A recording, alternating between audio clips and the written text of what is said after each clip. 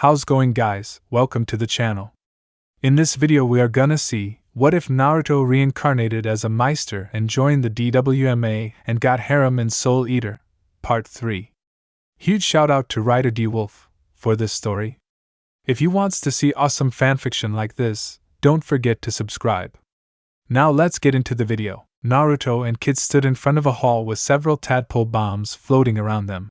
It's disgusting. How can you live without symmetry? Muttered Kid as Naruto remained quiet. We can get through here easily enough, just don't provoke them, advised Liz to her partner. Unfortunately, his OCD kicked in and he dropped to his knees. I'm not feeling well, I can't look at that, he said with a hand over his mouth, earning protests from his partners. No, I understand. For him, a place of no symmetry is like a place filled with monsters. Anyone is afraid of that kind of place, said Liz. One-san, that's a nice explanation, but what if they are all simply bombs?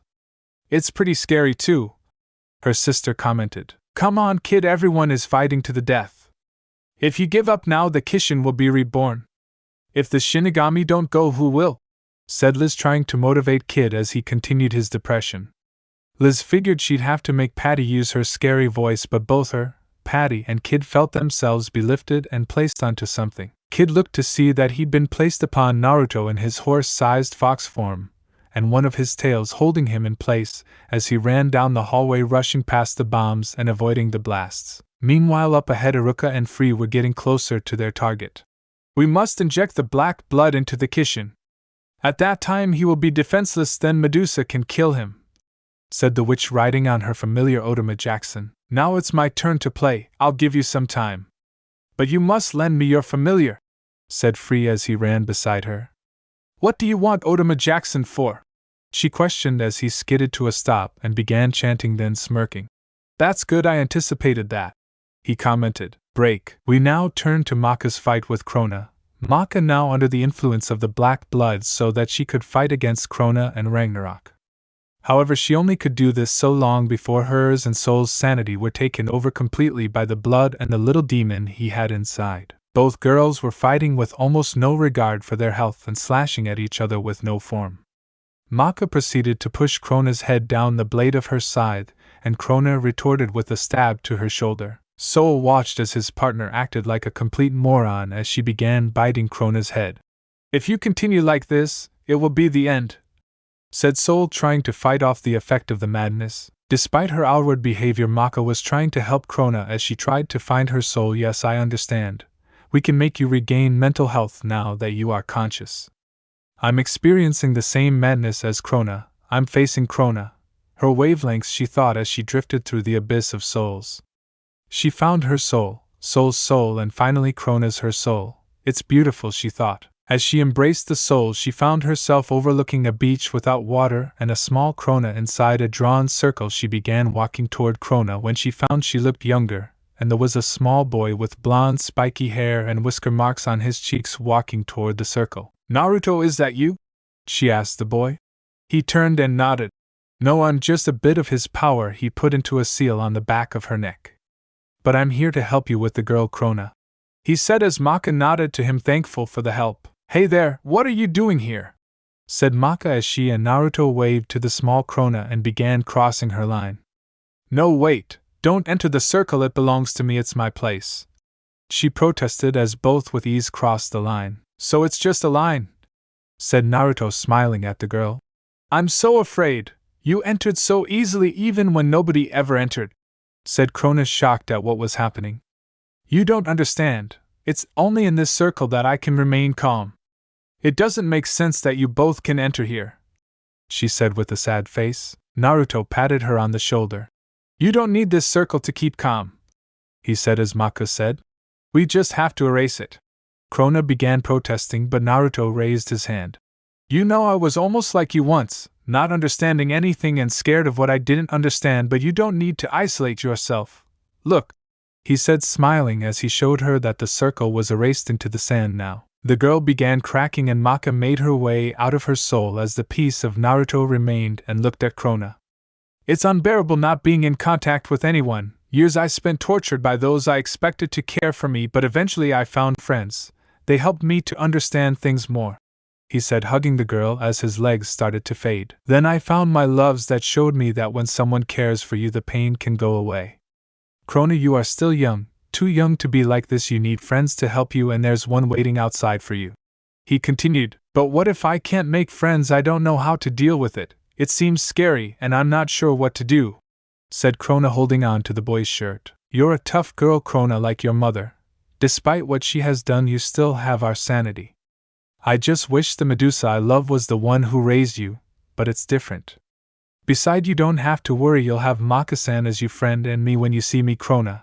Now go out there and find your friends and remember my name. Uzumaki Naruto Databao, said Naruto as he faded, and Krona found herself now regular aged and being hugged by Maka. Maka, she muttered. I'm here, Krona, she said. Naruto said you'd be my friend, is that all right? She asked as Maka took off her glove. Of course I'll be your friend, Krona, if you like, she said, gesturing her hand. Krona began crying. I didn't know physical contact could be so comfortable, she said as she sobbed. Soul watched from the side, having felt Naruto when he had appeared in Krona's soul. Naruto, do any of us truly know you? Are you afraid to touch other like me? He thought. Break. The scene shifted back to Medusa and Stein's fight. By resurrecting the Kishin, what are you going to do with the girl and her sword? Questioned Stein. By creating her, you finish your research on the black blood. It means that your goal is to perfect it. Then what are you going to do? He questioned further as Spirit thought, abandon her? What an embarrassing question. Do this. Do that. Continuously giving orders, I brought up that child to be completely dependent, simply a useless creation, Medusa said with no guilt in her voice. I think I became like a mother, she commented. But you don't care about the girl, you told us that before, she your child, said Stein, his anger building by the second. Then what will you do? He asked. What do you want me to say, idiot? Are you even able to understand that it's not reasonable for me to take care of a person in need except him? She thought to herself. It's because she's a child that it changes something? Histories of abandoning children are so boring, that what? Happy, at least I'm relieved, she finished as Spirit took human form and smacked her in the face. You bitch, you say you don't care about turning your own flesh and blood into a weapon. If Naruto finds out you'll never see him again, you've done what was done to him, and you still have the gall to say you care for him. He shouted as her held her hoodie, and she just stood there. I bet you never cared all those times he spent time with you. You probably laughed at the boy for trusting you, even considering going out with you. I pity him for probably just being another test subject to you. He continued to rant as Medusa got an angry look and sliced at him with a few snakes. Silence! Don't you dare insinuate that any time we spent together was meaningless. Naruto-kun was the only person I liked in this damn city. I enjoyed every moment we had. He shared with me the scars he wears every day and the ones he never showed. He told me about his wives and his home in confidence. I never betrayed that trust, she said with fury in her eyes and stuck her tail down into the ground. The relationship difference between him and my daughter can't be comprehended by you two idiots. Now come and fight so I can teach you to keep your mouth shut about things you don't understand. She finished, beckoning the two to fight back. Maybe so, but you still didn't care enough to not betray him or realize that what you have done has only added to his scars now. Naruto taught me how to improve my relationship. It only seems fair I improve his by taking you out, said Spirit as he turned back into a scythe.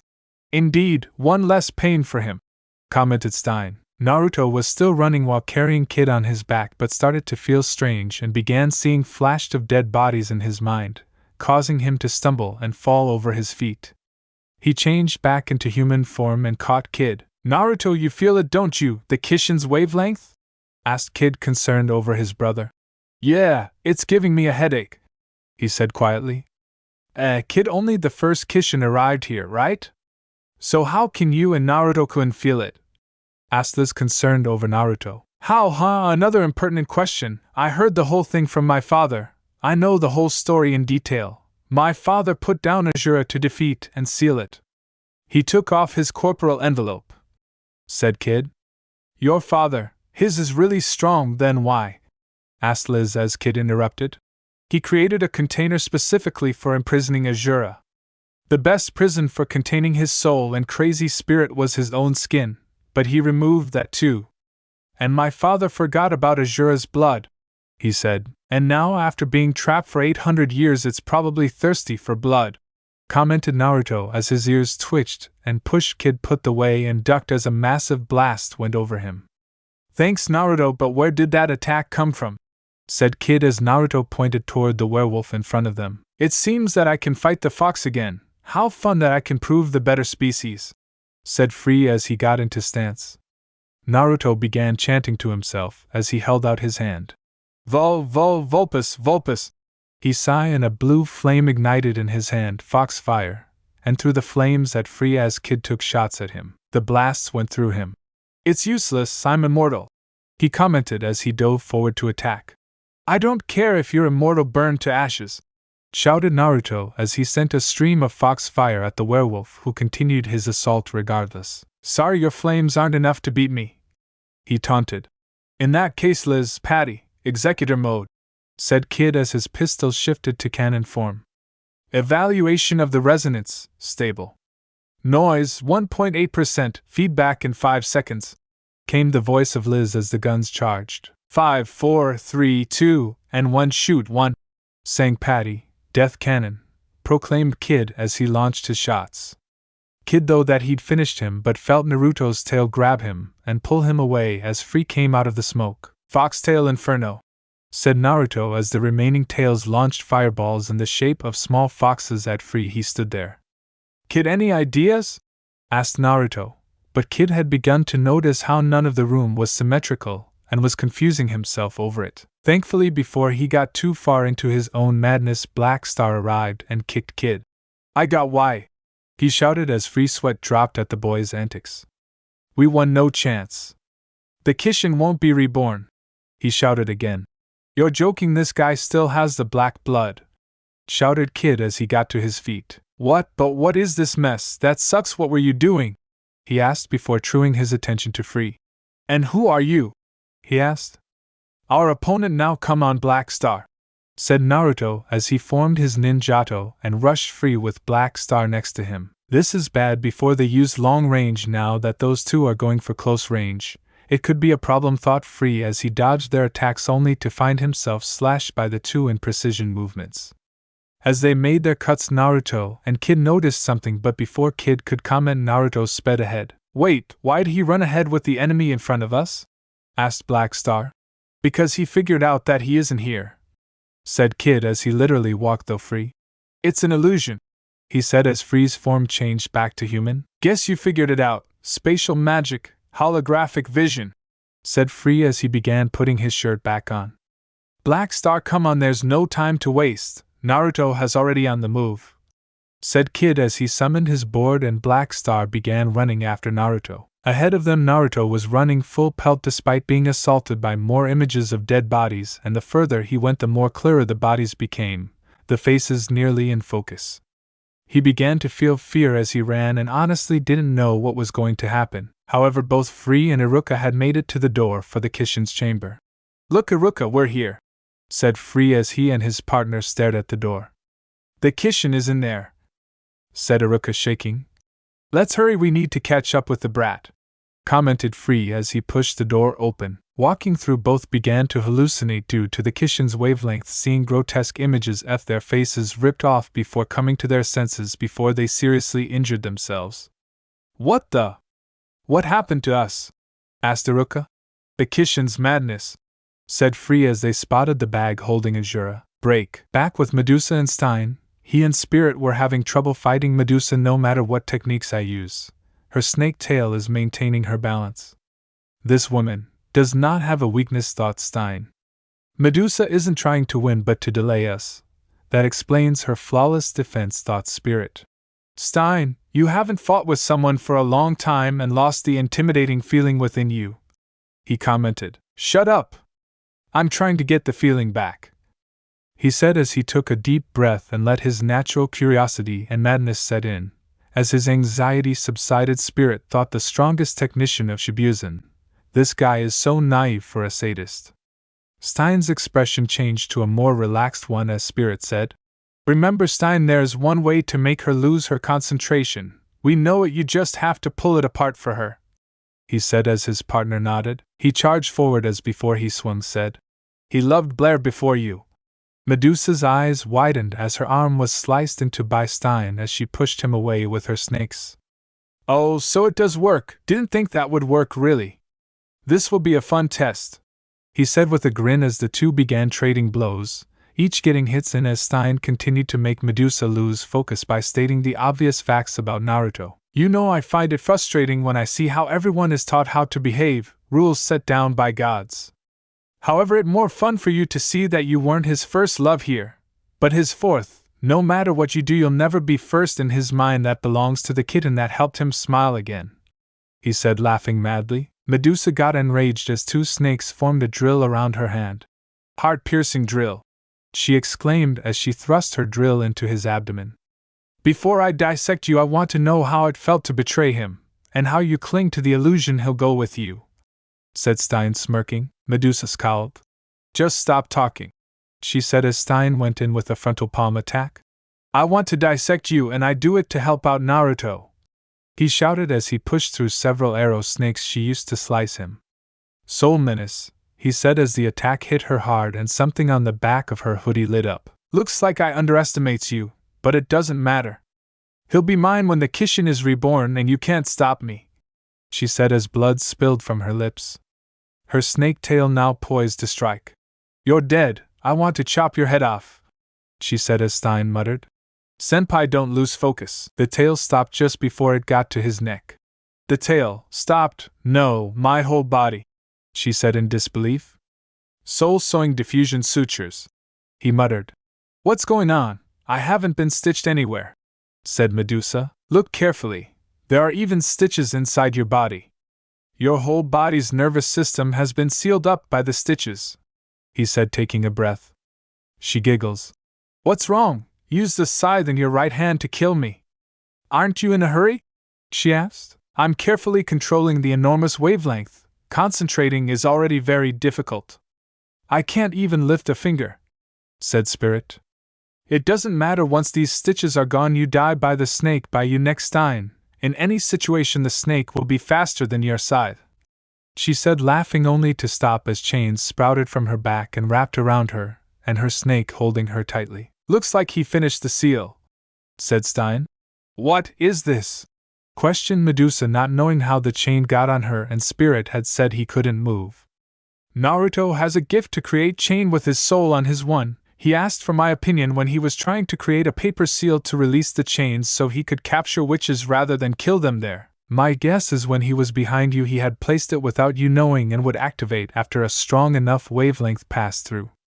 I guess this means we win, Medusa. Your betrayal led to your death, although I don't doubt Naruto will mourn you, at least he'll have the others with him, said Stein as he waited until he could strike. Despite the chains, the seal was relatively weak and needed Naruto's wavelength to work properly. With the seal not being supplied by the wavelength, it would hold for a brief second before breaking, and he needed the perfect moment to cut her in two. Break. Meanwhile, Iruka was unsealing the black blood from the case she had along with the syringe, looking at the statue now.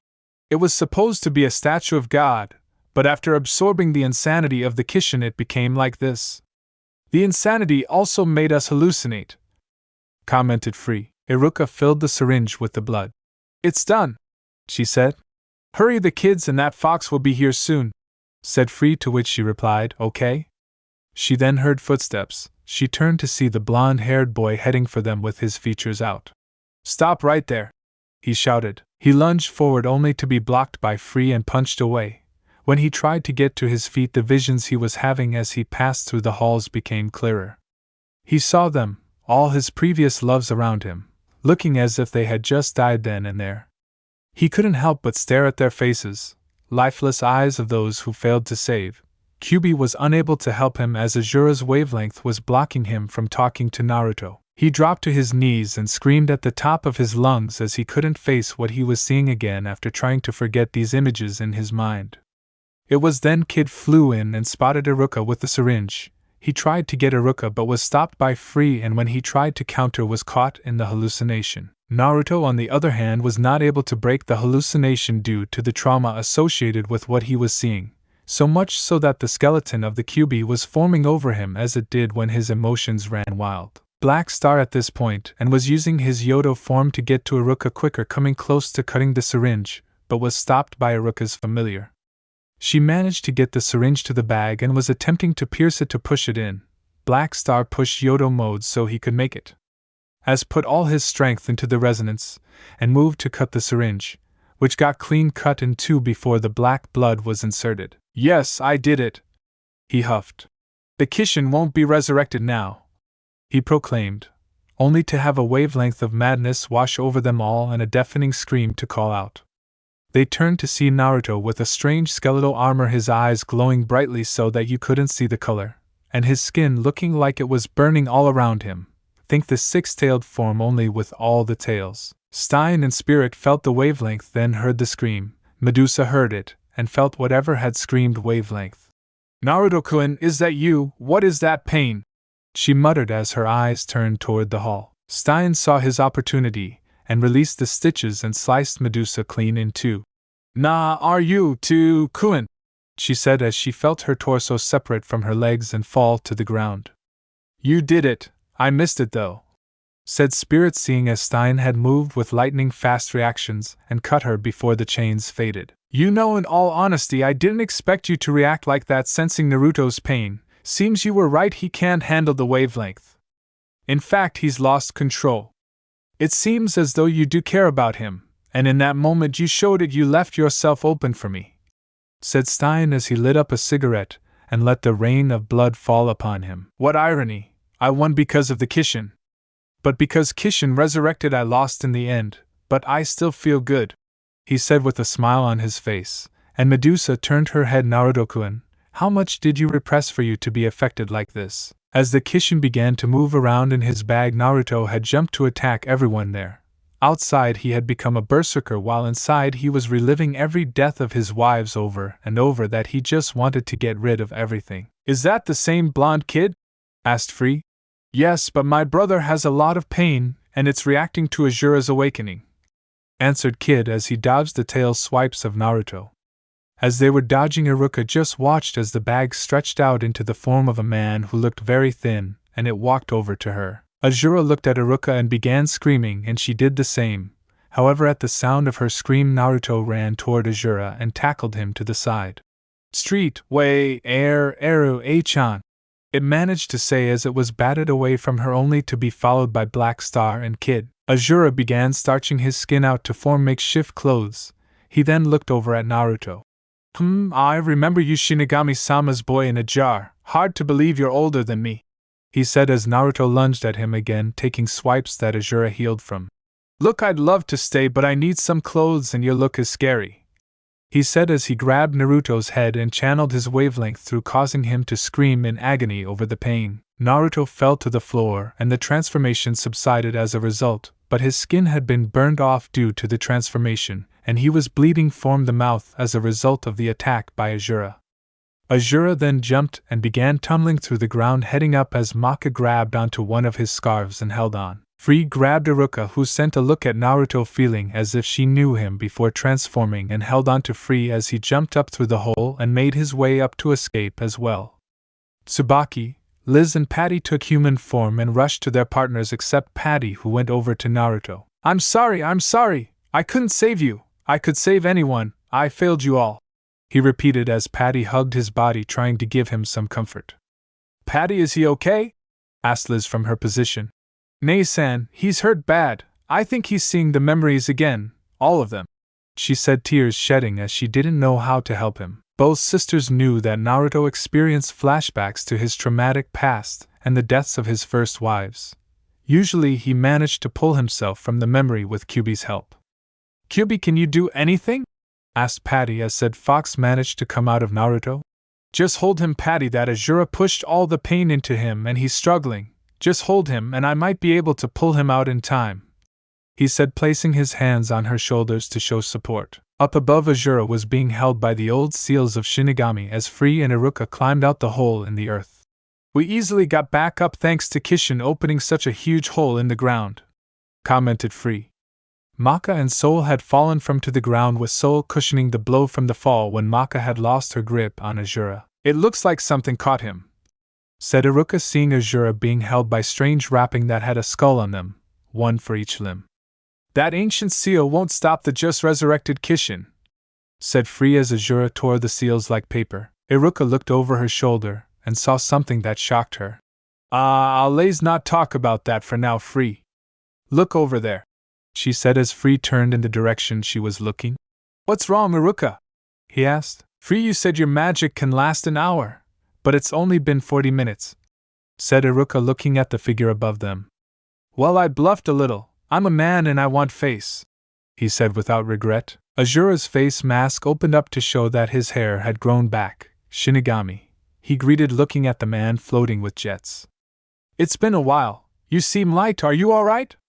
You've always worn heavy layers, now that you're wearing so few. Are you feeling anxious?" asked Shinigami in his usual light tone. "You too, why did you change to such a ridiculous mask?" replied Azura in a calm tone. "About that, since I put you in that bag, I opened a school for weapons and technicians. The old mask would have scared the kids and the smaller kids would cry. That seal is also old, so it seems a little too scary too," explained Shinigami. "Even your speech is playful. Also, it seems that the boy you took all that time ago is up again. I saw him when I got up. He looked quite scary, screaming like that. Had to put him down sadly. Shame, really. I could tell he was in so much pain. Ah, well. Funny, really. When I used my wavelength, I had to cause him more pain than he already seemed to be in," he said nonchalantly. "I see, so Naruto-kun was in pain. I knew I felt it.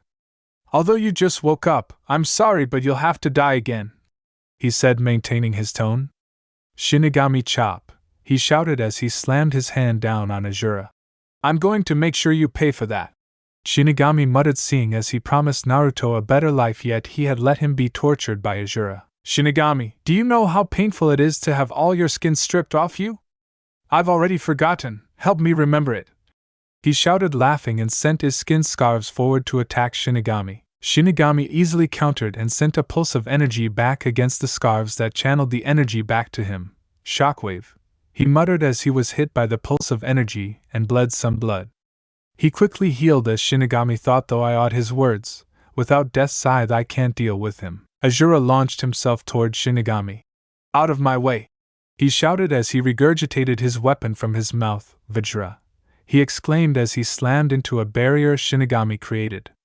"You cannot stop me," said Azura. Somehow, despite having his mouth full, the barrier in front of Shinigami cracked and was broken by the attack. The attack tore off the side of Shinigami's face as he collected himself midair.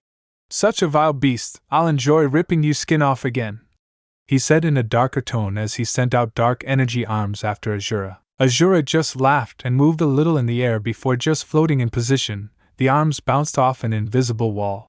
"How this bastard has on openings. You knew the area I can move is limited," said Shinigami as Azura's mask opened to reveal him grinning. "I don't think we'll meet again. Farewell, sensei," he said as he flew off into the sky. Shinigami sighed and landed in front of the school where Sid was waiting. "Shinigami-sama," he said, getting his attention. "Sid, the priority is to protect the children who are underground. It's been a rough night for all of them. Naruto may be worse due to the stress and Azura's wavelength. Also contact all Death Scythes in the world and have them all meet in Death City," he ordered. "Acknowledged, Shinigami-sama," said Sid as he ran off to do his job. Shinigami sighed once more.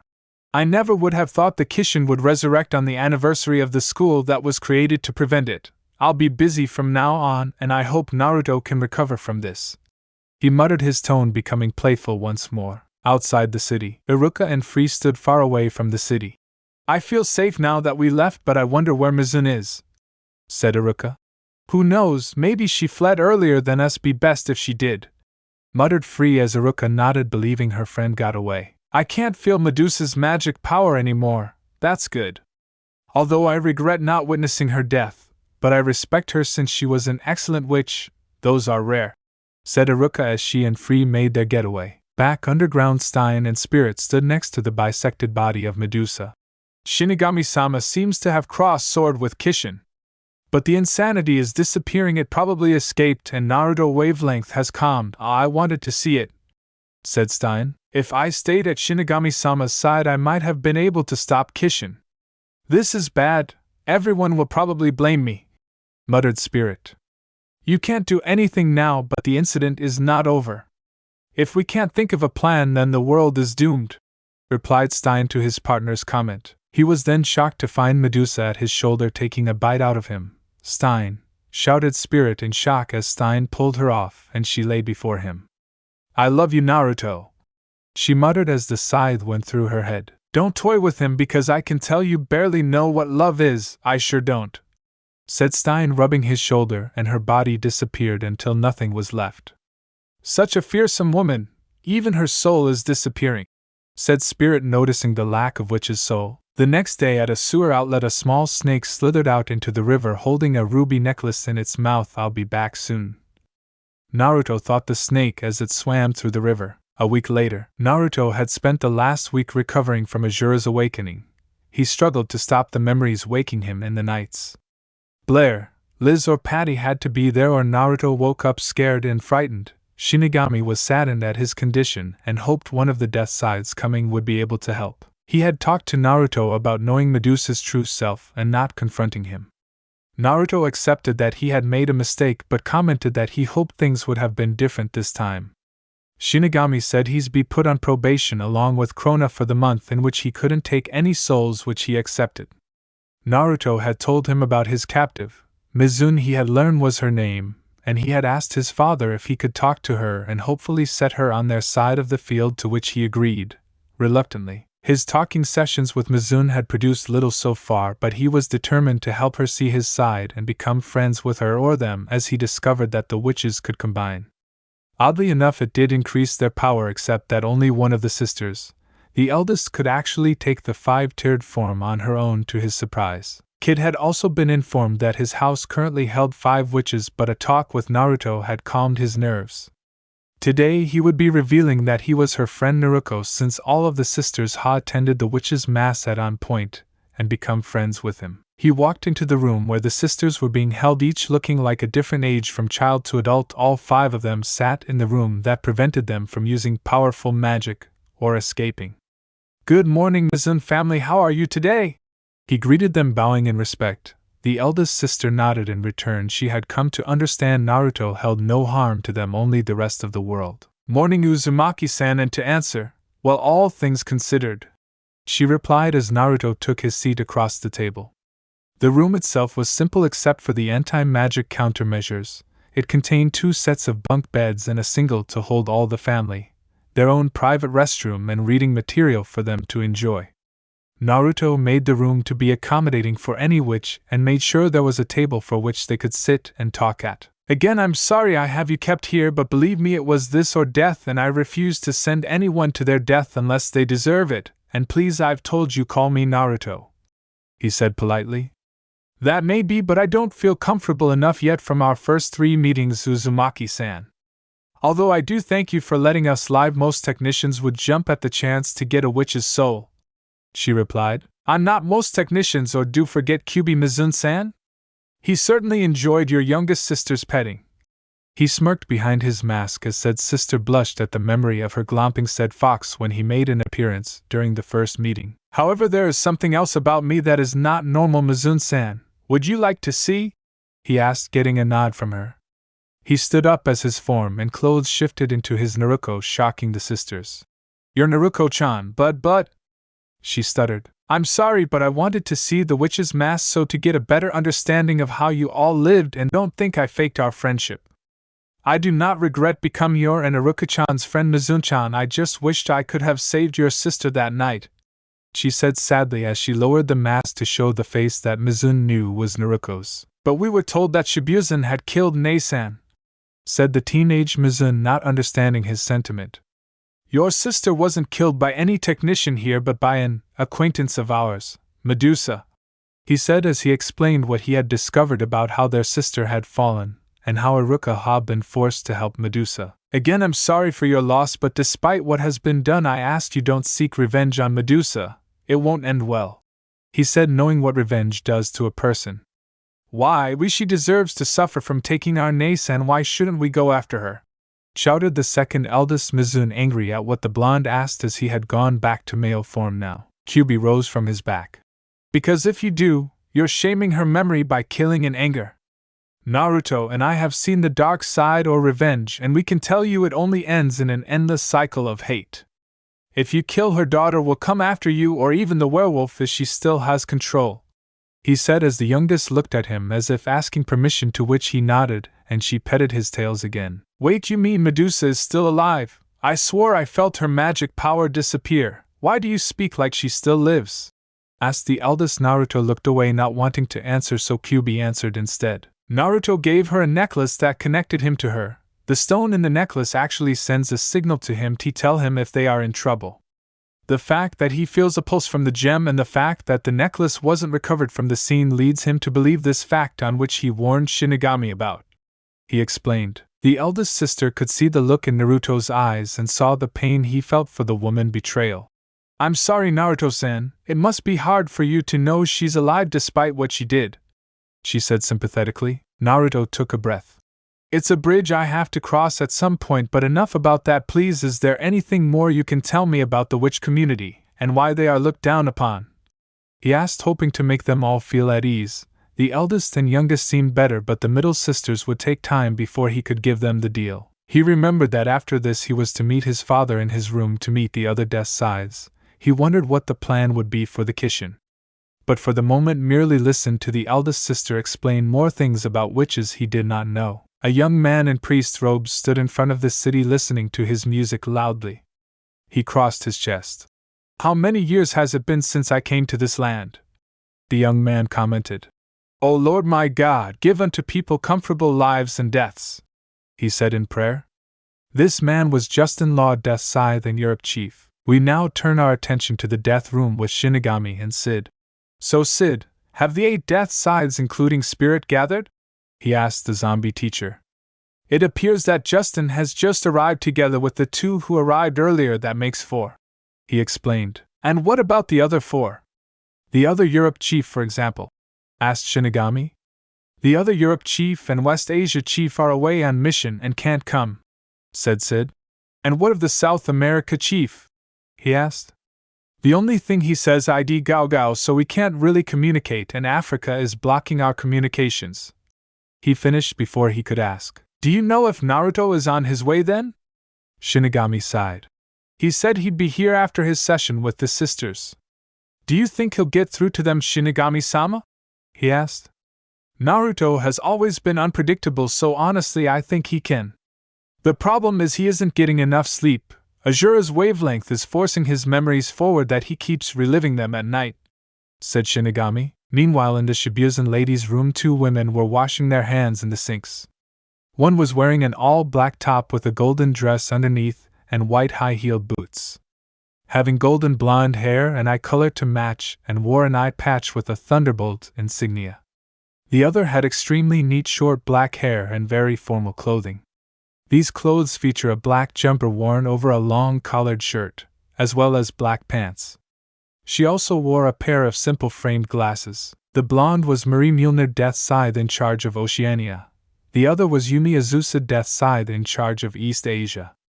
I shouldn't be here. I can't be hanging around a place like this, commented Marie. What are you saying? The Kishin has been revived. What could be more important? Said Azusa to her friend.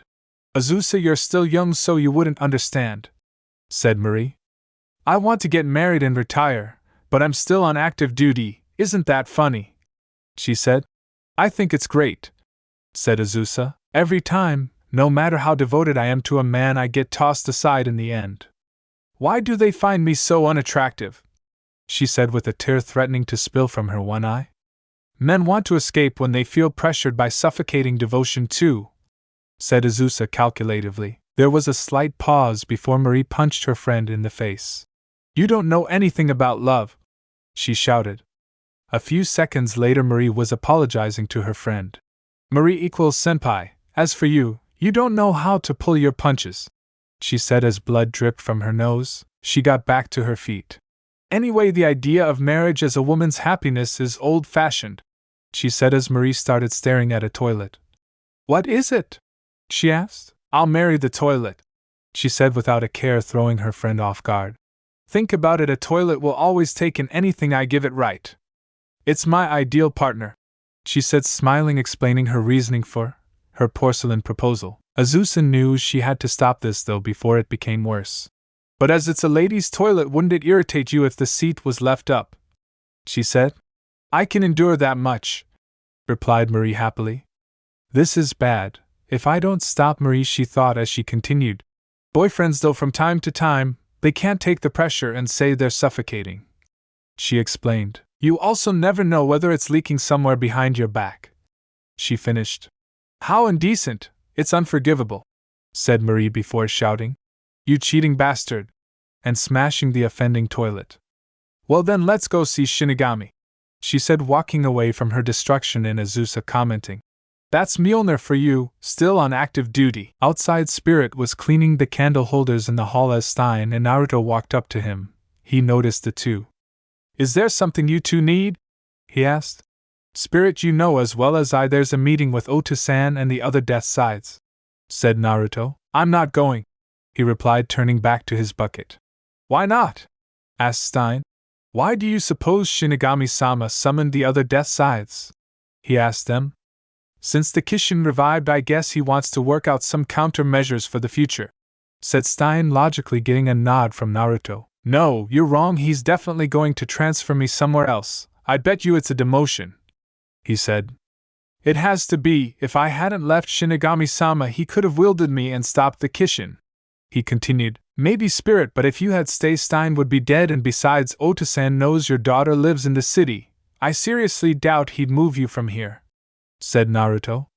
Besides, I don't think scoring brownie points by polishing candle stands would help if you were in trouble, he said, smirking. You're a real idiot if you are so desperate you've had to roll up your jacket sleeved, huh?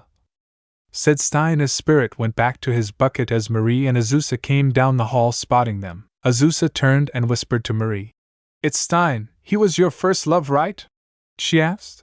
That's ancient history, Azusa, but I'm curious about the blonde one there, she replied. All three turned and spotted them. Hey, it's been a long time, greeted Marie.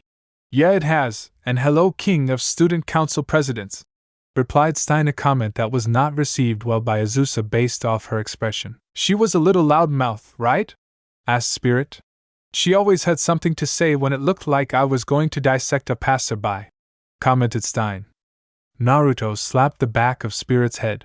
Most people would say something, Stein, and I thought you knew better than to insult a young lady, said Naruto as Spirit grumbled, remembering how at the academy Azusa prevented him from chatting up several girls. Thank you, but I don't think we've met before. My name is Azusa Yumi, mister, said Azusa politely, seeing as Naruto had manners. Uzumaki Naruto, Azusa-san, I take it you and your friends there are the other Death Sides summoned, he said, shaking the hand she offered. Indeed we are, Naruto-san, but you look to be a student here. How would you know about the meeting? She asked. He gave her a nice smile. As the adopted son of Shinigami, I have a few privileges, but also I'm kept in the loop of things since Ota-san knows I can help out, he said back. Both girls were shocked to hear that Shinigami had adopted someone and helped him out too. Ano, are you weapon of technician Naruto-san, and my name is Marie Mjolnir? Asked the blonde to the other. He laughed a little, as did Spirit, thinking what would probably happen. A little of both, oddly. Let me introduce my partner, Kyubi, he said as said Fox rose from his back and starched his limbs. Morning all, oh new faces, hello, my name is Kyubi, he said. Both girls' jaws dropped seeing half a fox come out of the boy they just met. Azusa took a look at his soul and was shocked at its size for someone his age, although she noticed the soul seemed shaky for some reason. Now, as much as I'd like talking to you two ladies, I think we have a meeting to go to, he said as he began walking toward his father's room. Yes, Shinigami-sama is waiting. Please line up and follow us, said Azusa as Spirit, Stein, and Marie lined up. She's back same as ever, mumbled Spirit as they walked behind Naruto and Azusa. As they walked, Azusa turned to Naruto. Your soul is impressive for someone your age, Naruto-san, but I couldn't help but notice something off about it, she said. I'm aware, Azusa-san, but you'll be told in the meeting, so please be patient. While we make our way, feel free to tell me about you and your friend. I'm sure we'll get on fine, he said, smiling through his mask. Marie behind them couldn't help but stare at his face and wondering what it looked like. She could also tell he was quite handsome and really wanted to get to know him, so spoke about herself to him as they walked. Break. Justin was kneeling in front of Shinigami's mirror. "Oh God, why do you not grace me with your words? Oh, woe is me, I cannot hear the voice of God," he said, still have his earphones on. "No, it's because," Shinigami tried to say as Spirit kicked in the back. "Take out your earphones," said Spirit, pointing to his ears. Justin got the hint and ID so. "It's been a long time, I Justin am at your disposal," he greeted. "Thanks for coming all this way," said Shinigami as the 6 individuals stood in front of him, 4 weapons and 2 technicians. "I'm sure you all know why I asked you to gather here," said Shinigami from inside the mirror as Spirit was thinking, don't transfer me, over and over. "Kishin Azura has been revived and I thought it necessary to spend a moment discussing this. However, I don't think the insane but cowardly Azura will take action anytime soon. I think that he'll initially lurk and determine the stability of his mind and store up power. Anyway, Azura's movement are not our immediate concern. We should first work out countermeasures," explained Shinigami. "The wavelength of insanity that Azura exudes." "Stein, please, a brief explanation," said Shinigami. "Wavelength of insanity. Can we think of it as Azura's soul wavelength?" interrupted Azusa. "Yes, that's right. However, it's a soul wavelength at the level of a god," said Stein. "Does that wavelength of insanity attract something?" asked Marie. "That's a good way to put it, as every human, no matter who it is, has at least a little insanity within them. Myself and Naruto in particular," said Stein. "Highway Naruto-san?" asked Marie, who looked curiously at said blonde. "I suffer from reliving painful and traumatic memories, and since the revival of the Kishin it has become worse and pushes me further. Despite creating a seal to ease the worry for Stein, I can barely get any sleep at the moment," he said, looked down to the floor. "Indeed, Azura's wavelength encourages that insanity sleeping in the souls of man. I am less affected as I normally would be due to this," said Stein, lifting his shirt to reveal tribal-like markings. "The seal Naruto created allows the wavelength to filter through my soul and keep the level of insanity in check," he finished, lowering his shirt. "The wavelengths of insanity. Can this phenomenon happen to anyone?" Azusa asked. "No, among clergymen with powerful faith like Justin, I expect the infection rate to be relatively low," commented Stein, gesturing to said boy. "Also, at this stage it's unthinkable that the general human populace will be embroiled in something like an outbreak of insanity," he further explained. "Then what's the issue?" asked Justin. Naruto took over. "The problem is that due to the wavelength, witches who have been slumbering will awaken and their magic power will increase. And it doesn't just affect people, there are various other problems that can arise due to the wavelength, like in my situation where I find it more difficult to hide my animal features," he said, as both Marie, Justin, and Azusa asked. "Animal features?" he answered by revealing his tails and ears that caused Marie to squeal and begin petting his tails, muttering how soft they were, causing Naruto to blush as the feeling of her soft fingers. Azusa resisted doing the same but walked over and pulled at the ears to see if they were real before scratching behind them, much to Naruto's joy. Azusa then composed herself, adjusting her glasses. "This situation is due to the errors of those 2 people. Shinigami-sama, do you have any thoughts as to corrective measures?" said Azusa, who was tapped on the shoulder by one of Naruto's tails. "Sorry, Azusa-san, but I am also to blame for what happened because I failed to inform Ota-san about the witch I had discovered," he said sadly as Marie continued petting him. Her expression turned stern, looking at Naruto now. "Why wouldn't you inform Shinigami-sama about a witch being in Death City?" she asked. Naruto couldn't look her in the eye. "Because I fell in love with that witch and hoped I could change her." His answer shocked them because rarely were witches known for taking partners. "Do not ask about it. Naruto took the blow of her betrayal hard, so if you want the full story, see Shinigami after the meeting." "Now I believe he was going to say something," said Kyubi before any of the other could say anything and make it harder for Naruto. "I was thinking of a little personnel change," said Shinigami-sama, getting a loud "whhhat" from Spirit, who hung over the side muttering how he never see Maka again. No, Spirit, you'll continue to be my weapon," he said, trying to calm the man down who turned with tears in his eyes. Are you okay with a guy like me? He asked. Among the Death Sides, you are the only one who can truly be called Death Scythe. Take that in pride, said Shinigami as Spirit, and Justin kneeled in front of the mirror praising him. In return, we're ending your stint as Stein's temporary partner weapon. From now on, I'd like you to do your utmost not to leave Shibuya. In addition, I'd like to have 2 other Death Scythes remain at Shibuya to reinforce its defense. He explained his plans. Marie-chan, due to your wavelength, you are going to be working with Naruto-kun for the time being, while Stein-kun will be taking on a student as his partner. Just make sure not to dissect them, Stein-kun, said Man nodded while Marie began whimpering. Wait a minute. I don't really want to work. Even the reason I became the Oceania chief is because it's peaceful area without much work. I really don't want a Shibuya post. My marriage will be delayed even further, she said in anime tears. Naruto, feeling for her, wrapped her in a couple of his tails. I'm sorry for inconveniencing you, Marie-san, but I doubt you'll have much problems finding someone you very beautiful. He tried to comfort as the woman hugged the tails to make herself feel better. Shinigami-sama, what it that you'd have me to do? Azusa asked. As for you, Azusa-chan, use the breadth of your worldview and try and track down Azura. In the meantime, you'll be helping out here at Shibuya, and I'll inform your posts and arrange temporary chiefs in your absences and for Justin-kun, said Shinigami, trying to get the boy's attention, but sadly he put his earphones in again. This earned a kick from Spirit, Azusa and Naruto, making the earphones fall out. Well then, Justin-kun, you'll remain in reserve. From now on, Shibuya's going to have to change too.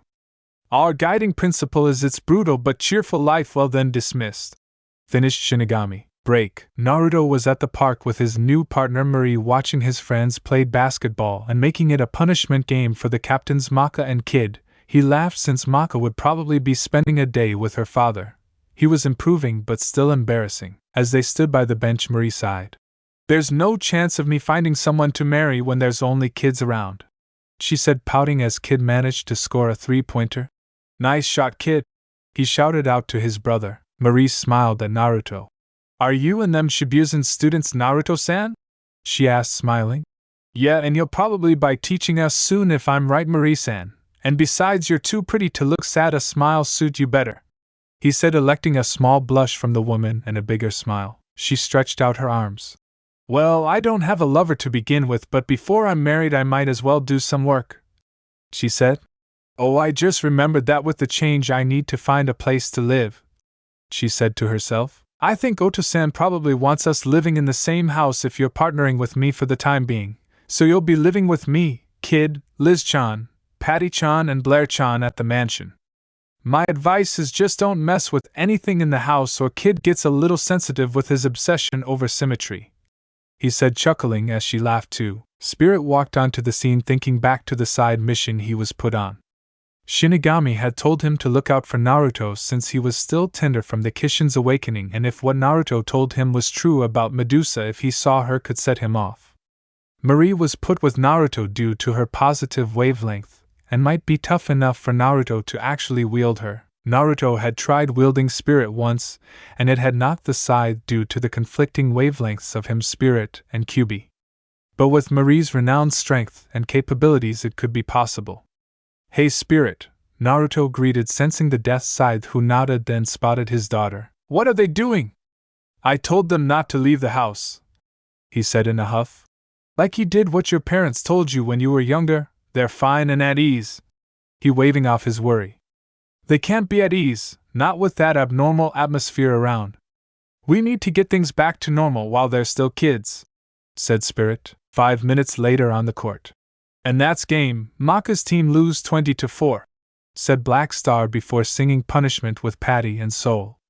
That may have been an unfair match in a way, I think, said Naruto, noticing that Maka didn't figure out the rules of basketball. She came over. Papa, she said, fighting with her hands. Yes, Maka, what it is? He asked. She went red with embarrassment as she asked. This Sunday, why don't we go on a date together? As she said it, Spirit felt a number of father-daughter moments enter into his mind. Just an hour ago I thought I was going to be transferred. To think that something so extraordinary would happen instead, he thought as Naruto's sweat dropped, noticing his expression. I think you broke him, Maka, He joked only to see the man puke up his breakfast behind a tree. Okay, wasn't expecting that to happen, he said as Maka tended to her father.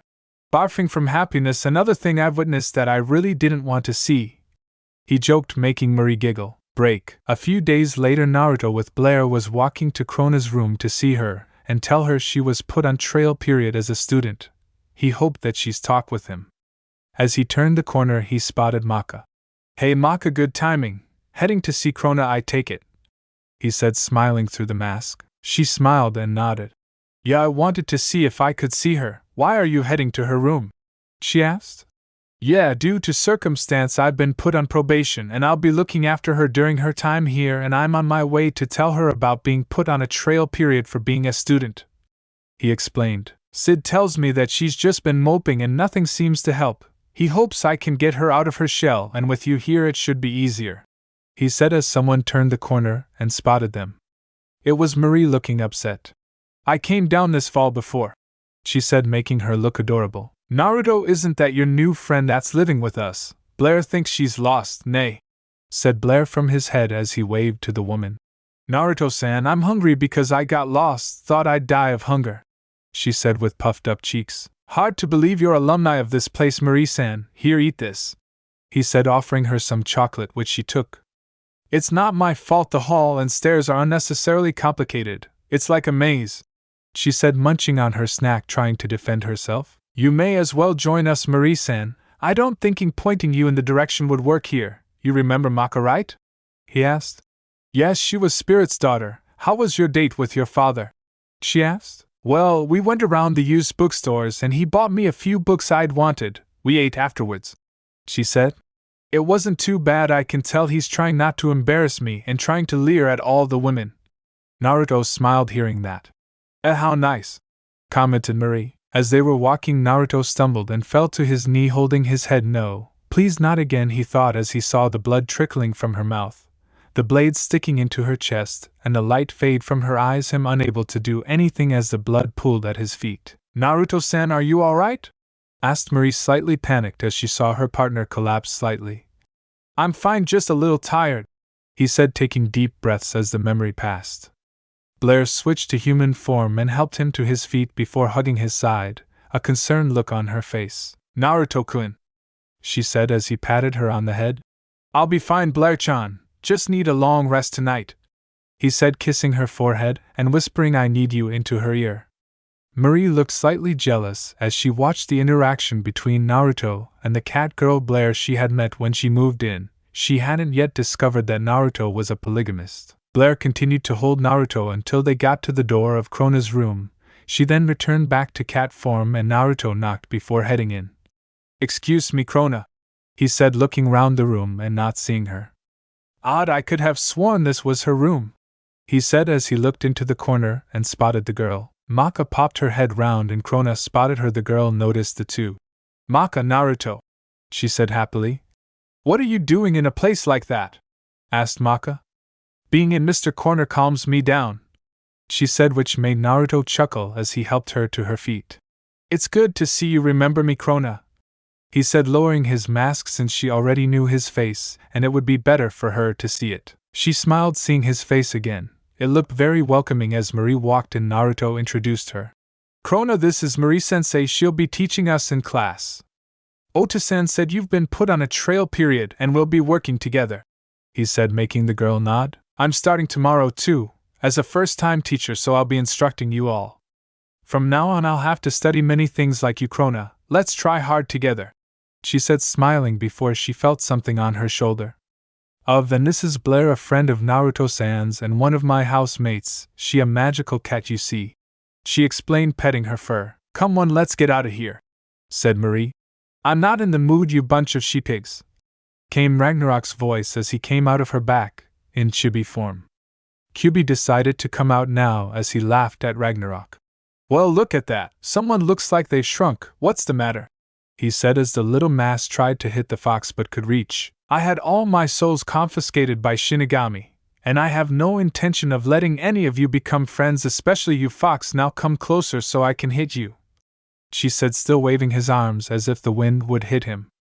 It's your fault, bitch. Die, Krona, die, die, he said, pulling on her face. And the torment continues, commented Maka as she walked over and patted him on the head. If it's like this even if I get close I guess I won't get hurt, she said. This annoyed Ragnarok, so he pulled up Maka's skirt to reveal her panties. These panties are more boring than I expected, you ugly girl, he taunted. Kyubi grabbed Maka's arm before she could try to hit Ragnarok with a book, which had placed Krona in the way like a human shield. Kyubi smacked the little weapon on the head hard and both began a staring competition which ended in a thumb war between the two that Kyubi won.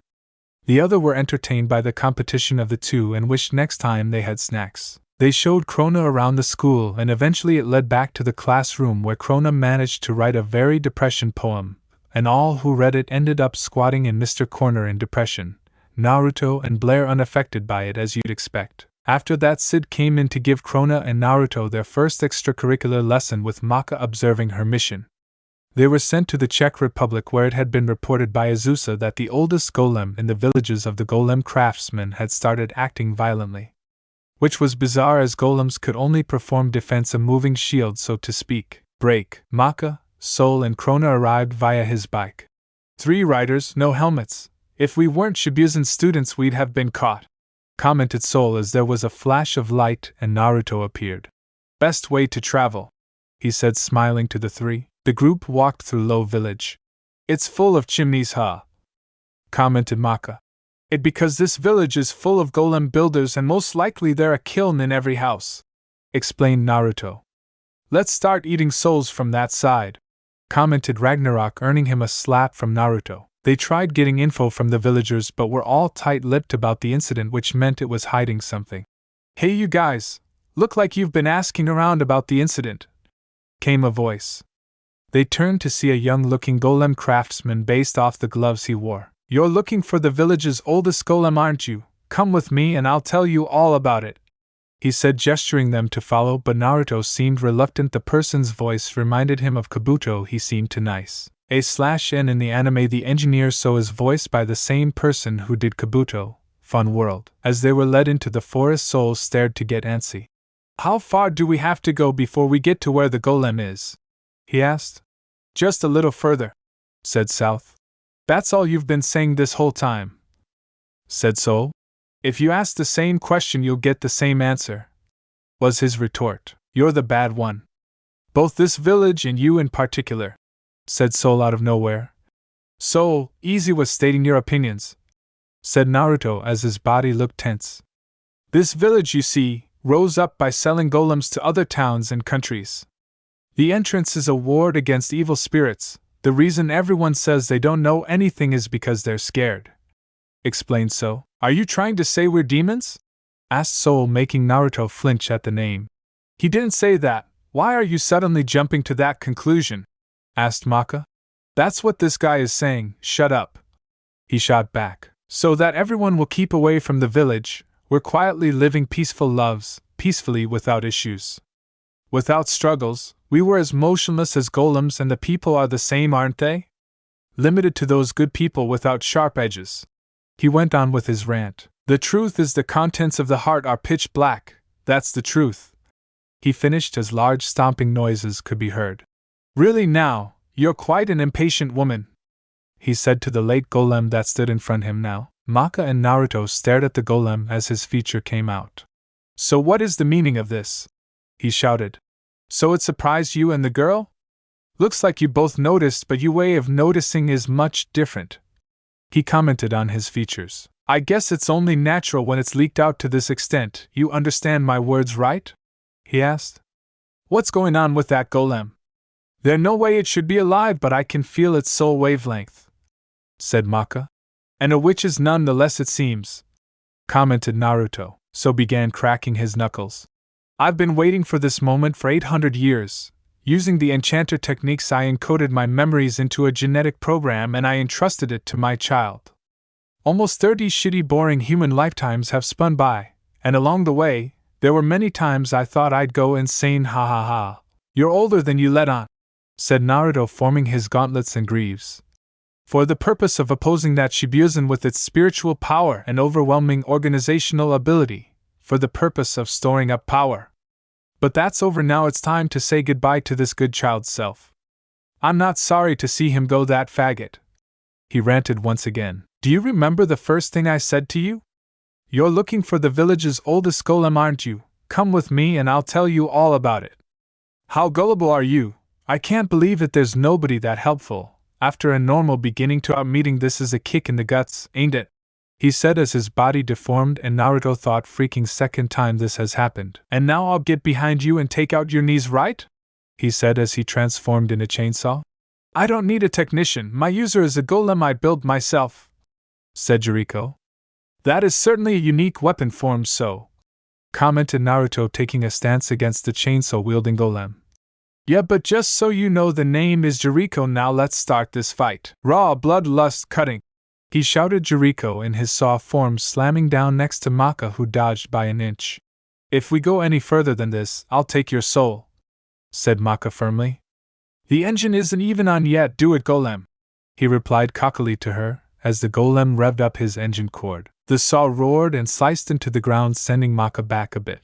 Raw bloodlust cutting horsepower, he shouted as Naruto returned with soul resonance. His gauntlets and greaves extended up his arms and legs. He also got armor on his back alongside an armored mask now.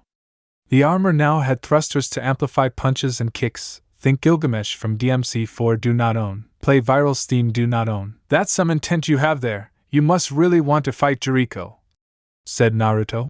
The engine is on and my soul has 800 years worth of murderous wavelength to work out, so I'll start with you three, he said. Sorry, I got people waiting for me at home, so your murder spree, said Naruto as one gauntlet started its thrusters, propelling him forward as the golem ran forward, swinging Jericho.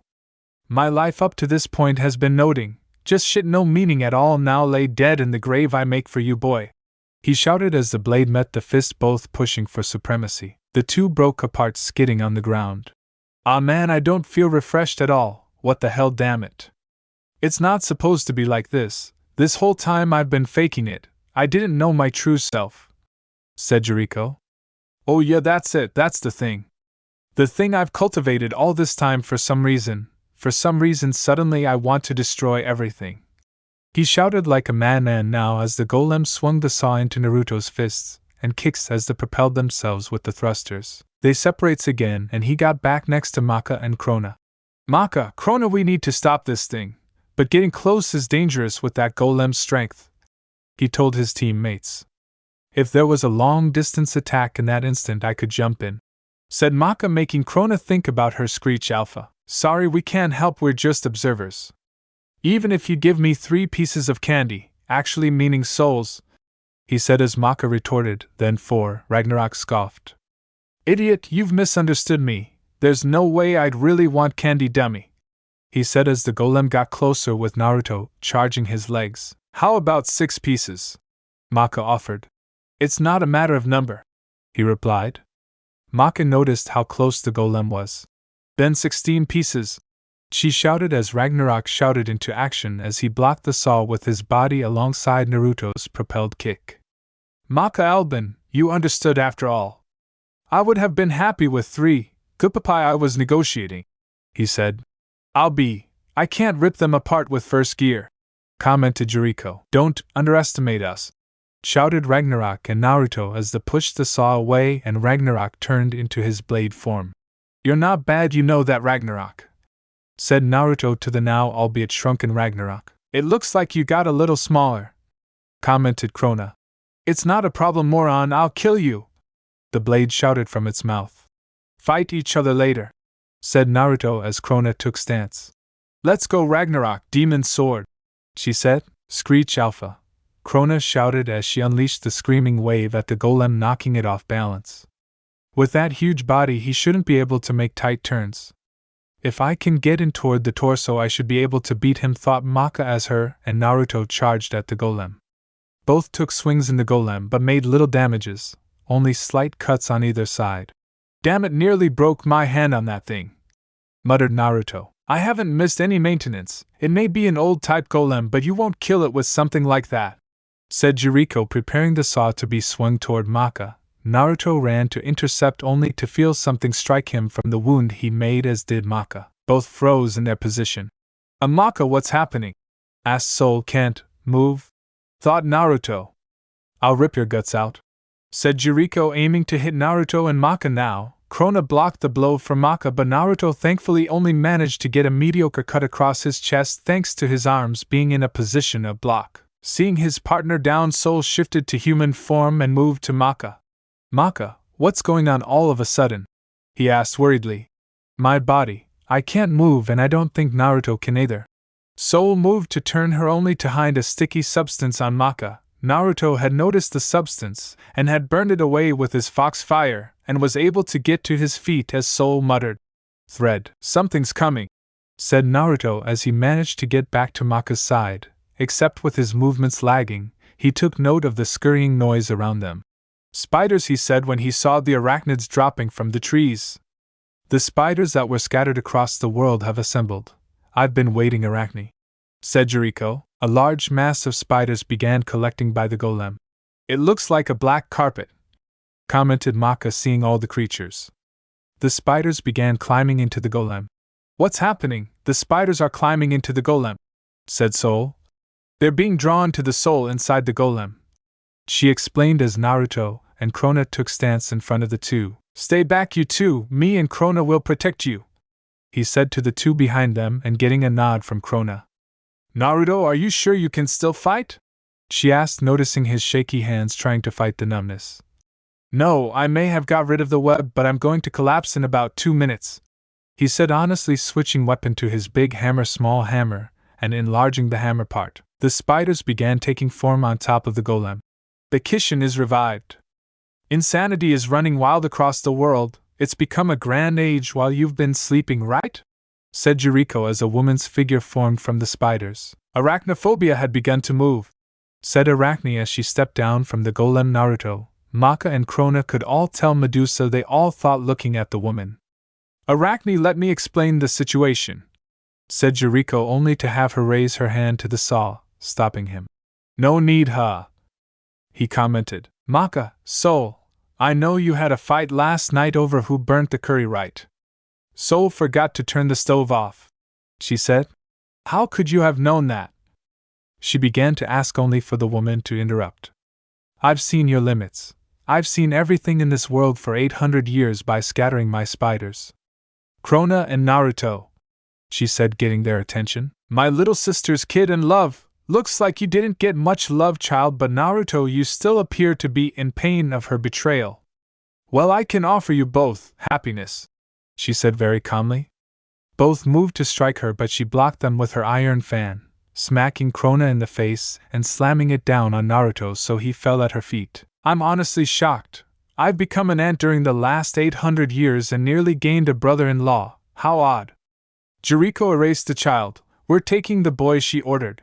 Almost instantly Jericho had kicked Krona away, saying, Sure thing, as he did so. As she got back to her feet, she found herself sliced at the torso, where her blood hardened to stop the massive bleeding. I guess even Medusa's research isn't really a big deal, but she has good taste in men, it seems, she commented, looking over Naruto. Impossible, the black blood was cut with a kick, said a shocked Soul as Jericho smirked. Sawfoot's second gear is plenty, I see, he commented at the chain around his leg. Be thankful the black blood will heal this level of injury, said Ragnarok as Krona muttered thanks to her weapon. What a handy fellow, said Jericho as he crouched and sped forward, using chains on both feet as a mode of transport. I guess I'll have to split you in two and eat your soul then, he said as Krona readied her blade.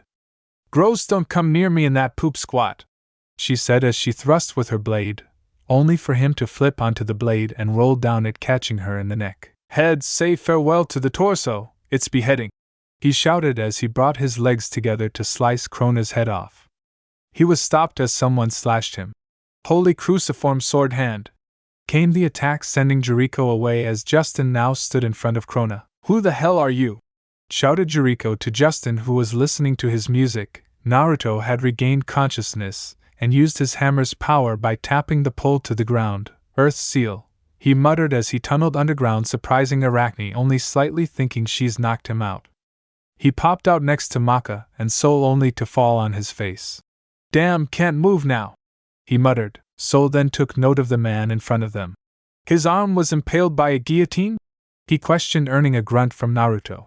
So that's Justin-law at Death Scythe. I met him a while ago. Apparently he became a Death Scythe at age 13. He also did so without the use of a technician, and if he'd been sent here, Oto-san figured we'd need the help. He explained as Soul grew annoyed that the person in front of him was a weapon yet didn't need a tech to fight. That was dangerous, that one shot. If I'd been even a little late wrapping this chain around me, I would have been killed. Well done. Now who the hell are you? Asked Jericho, only to be met with silence due to Justin having his earphones in. Shibuzen student, there are only 2 enemies, so I can end this WICKLY. Just wait there for a bit. He shouted very loudly. Had a loud voice, said Soul. Probably because of his earphones, replied Maka. Jericho jumped and put his chain around his body. It's irritating looking at a shady guy like you, trash like you put a leash by Shinigami. He shouted, spinning down on Justin. Reverse rotation, he shouted as he flipped back, only for Justin to counter by catching his arm in his cark and claw, before giving him the headbutt of love. Jericho managed to spin him off. The engine is on. What'll happen if you carelessly leave those earphones on? Looks like you don't listen to me. Whatever I say, ass kisser. He taunted, wiping the blood from his nose. Justin shook his finger at him. I can read your lips, such dirty words. You're a bad boy, he said, smiling. This frustrated Jericho. So you can read my lip? You've been pretending you couldn't hear me all this time. You make me sick, he said as Arcane called Jericho softly fan in front of her face. The hell do you want? He shouted angrily, to which she replied, I don't like those who shout, in a tone that promised punishment. What's that, Nasan? He asked in a quiet tone. The golem will run out of energy soon. Let's withdraw, she said, getting a what? From Jericho. They are waiting to welcome us. There will be many more battlefields in the future, she said. I guess there's no helping it. I'll leave the rest to you, golem. Well, it doesn't matter what happens to that shitty father. He turned to face Justin. I'll kill you eventually, he said before picking up Arachne and speeding away on his chains. Wait, don't run away, said Justin as he put his blade arm parallel to his escaping foes as the golem focused on the downed forms of Naruto and Maka, only to be blocked by Krona. I can't hesitate. Shinigami-sama's orders were to protect the Shibuzen students and the Trail Period student alongside his son, said Justin. Everyone dropped to the ground.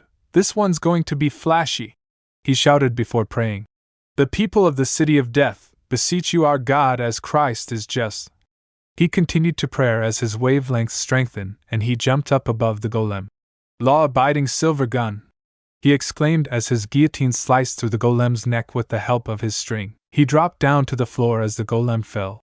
Come now, let us pray, he said as each took a moment to think about what just happened. I need to study my magic more, looking at what happened. It will be essential in later days, I think, thought Naruto. Now then, let's go back to Shibuzen. Above all, it's good that you're all unharmed, he said. Soul picked up Maka and took her in his arms. Justin moved to help Naruto up. Thanks, Justin, but I can travel quicker than you, so I'll see you at home, said Naruto as he was gone in a flash. Naruto landed in the living room of the house as he fell to the floor, forgetting the fact he couldn't walk at the moment.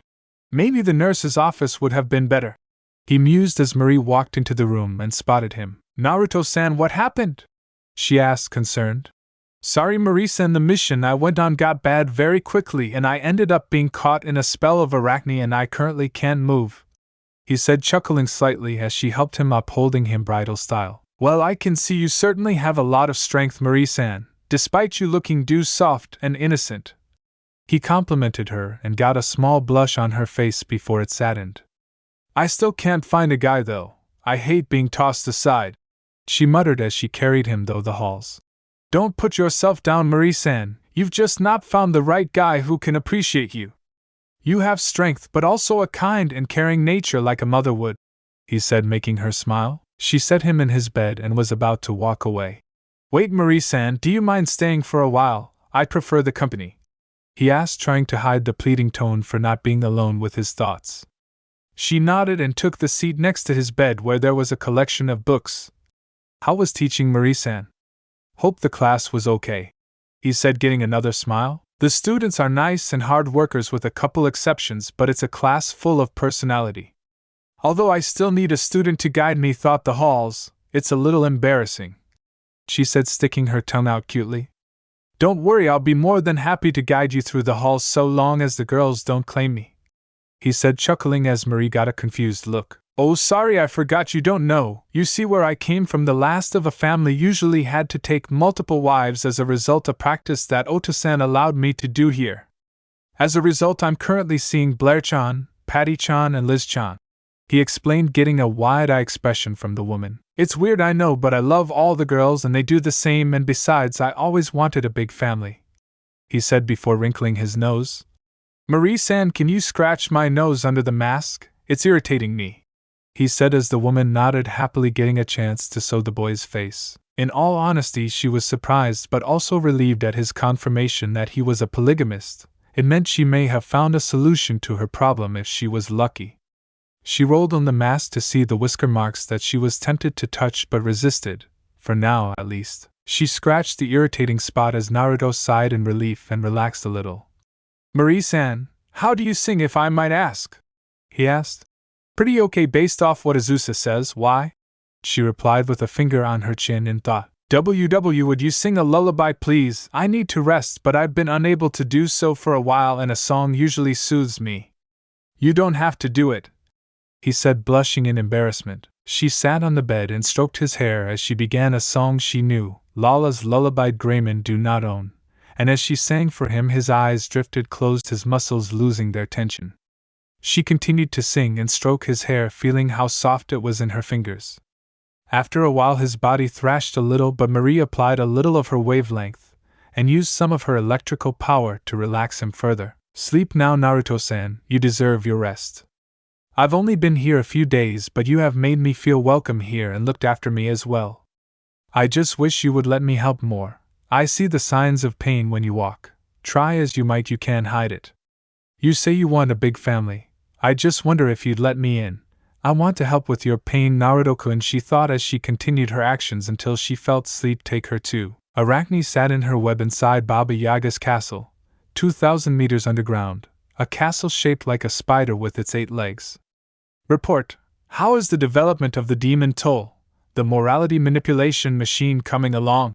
she asked to one of the many followers she had that wore black cloaks and a white mask. "Yes, ma'am, right now development is progressing steadily at the island facility to the east. Mosquito-sama, the one in change, contacted us a short while ago. It's nearing completion," said the minion. "Will it be safe with just that geezer? He's shrunken a lot in the past 800 years, said Jericho, swigging a bottle of whisker. "I'm itching for some violence, I'll go too," he continued. Arachne shook her head. "There's no need for that, though my network I've deployed a very strong bodyguard," she said down to Jericho as he tossed his empty bottle to the side. "Bodyguard, what's that about?" he asked. "An infinite one-sword style user with an unusually strong soul, Yojimbo Mifune. This one man's soul gasts 99 souls worth of power, and has lived long enough to be a legend. Enough to be called a sword god, Kenshin," she explained. "It's good we got the cooperation of a gut like that," commented Jericho as his bottle was cleared away. Hee, it's easy to manipulate humans with weaknesses," she said. Break. In the nurse's office at Shibuzen, Maka was being fed by Soul with everyone watching, including Naruto, who had recovered from the spell due to his own magic and quick healing. "Okay, say said Soul, offering Maka a spoon. "Hey, this is really embarrassing," she said, not really liking having to be fed. "Hey, there's nothing we can do since you can't move," said Soul. "It could be worse, Maka, trust me. I've been in hospitals more times than I ever wanted. Be thankful they didn't strap you down," he said. "They only strapped you down because you kept running," commented Kyubi, getting a few chuckles around the room. "Whenever you need something, let us know," said Tsubaki, smiling at her friend. "Don't be difficult now, make sure you eat. The professor said that the magic should wear off after several days, so it won't be much longer," said the new interim Dr. Miranigas, Sid's partner. Maka tried moving but could only move her hand. "It seems like I can move my hand a little. Now that I can't move, I suddenly feel like there are lots of places I want to go," she said. "I think once you can move again, we'll have a party at our house," said Liz. "Yes, sounds fun," Maka replied. I'll get the executive secretary to set up a perfect party, said Kid as the sisters, Naruto and Kyuubi put their arms in a cross motion. Kid, I'll be the first to say that you're too picky about things, like you always put a cup on a coaster because it might stain, said Liz. I don't want to do to the trouble of eating over the sink when I eat a cookie, said Patty.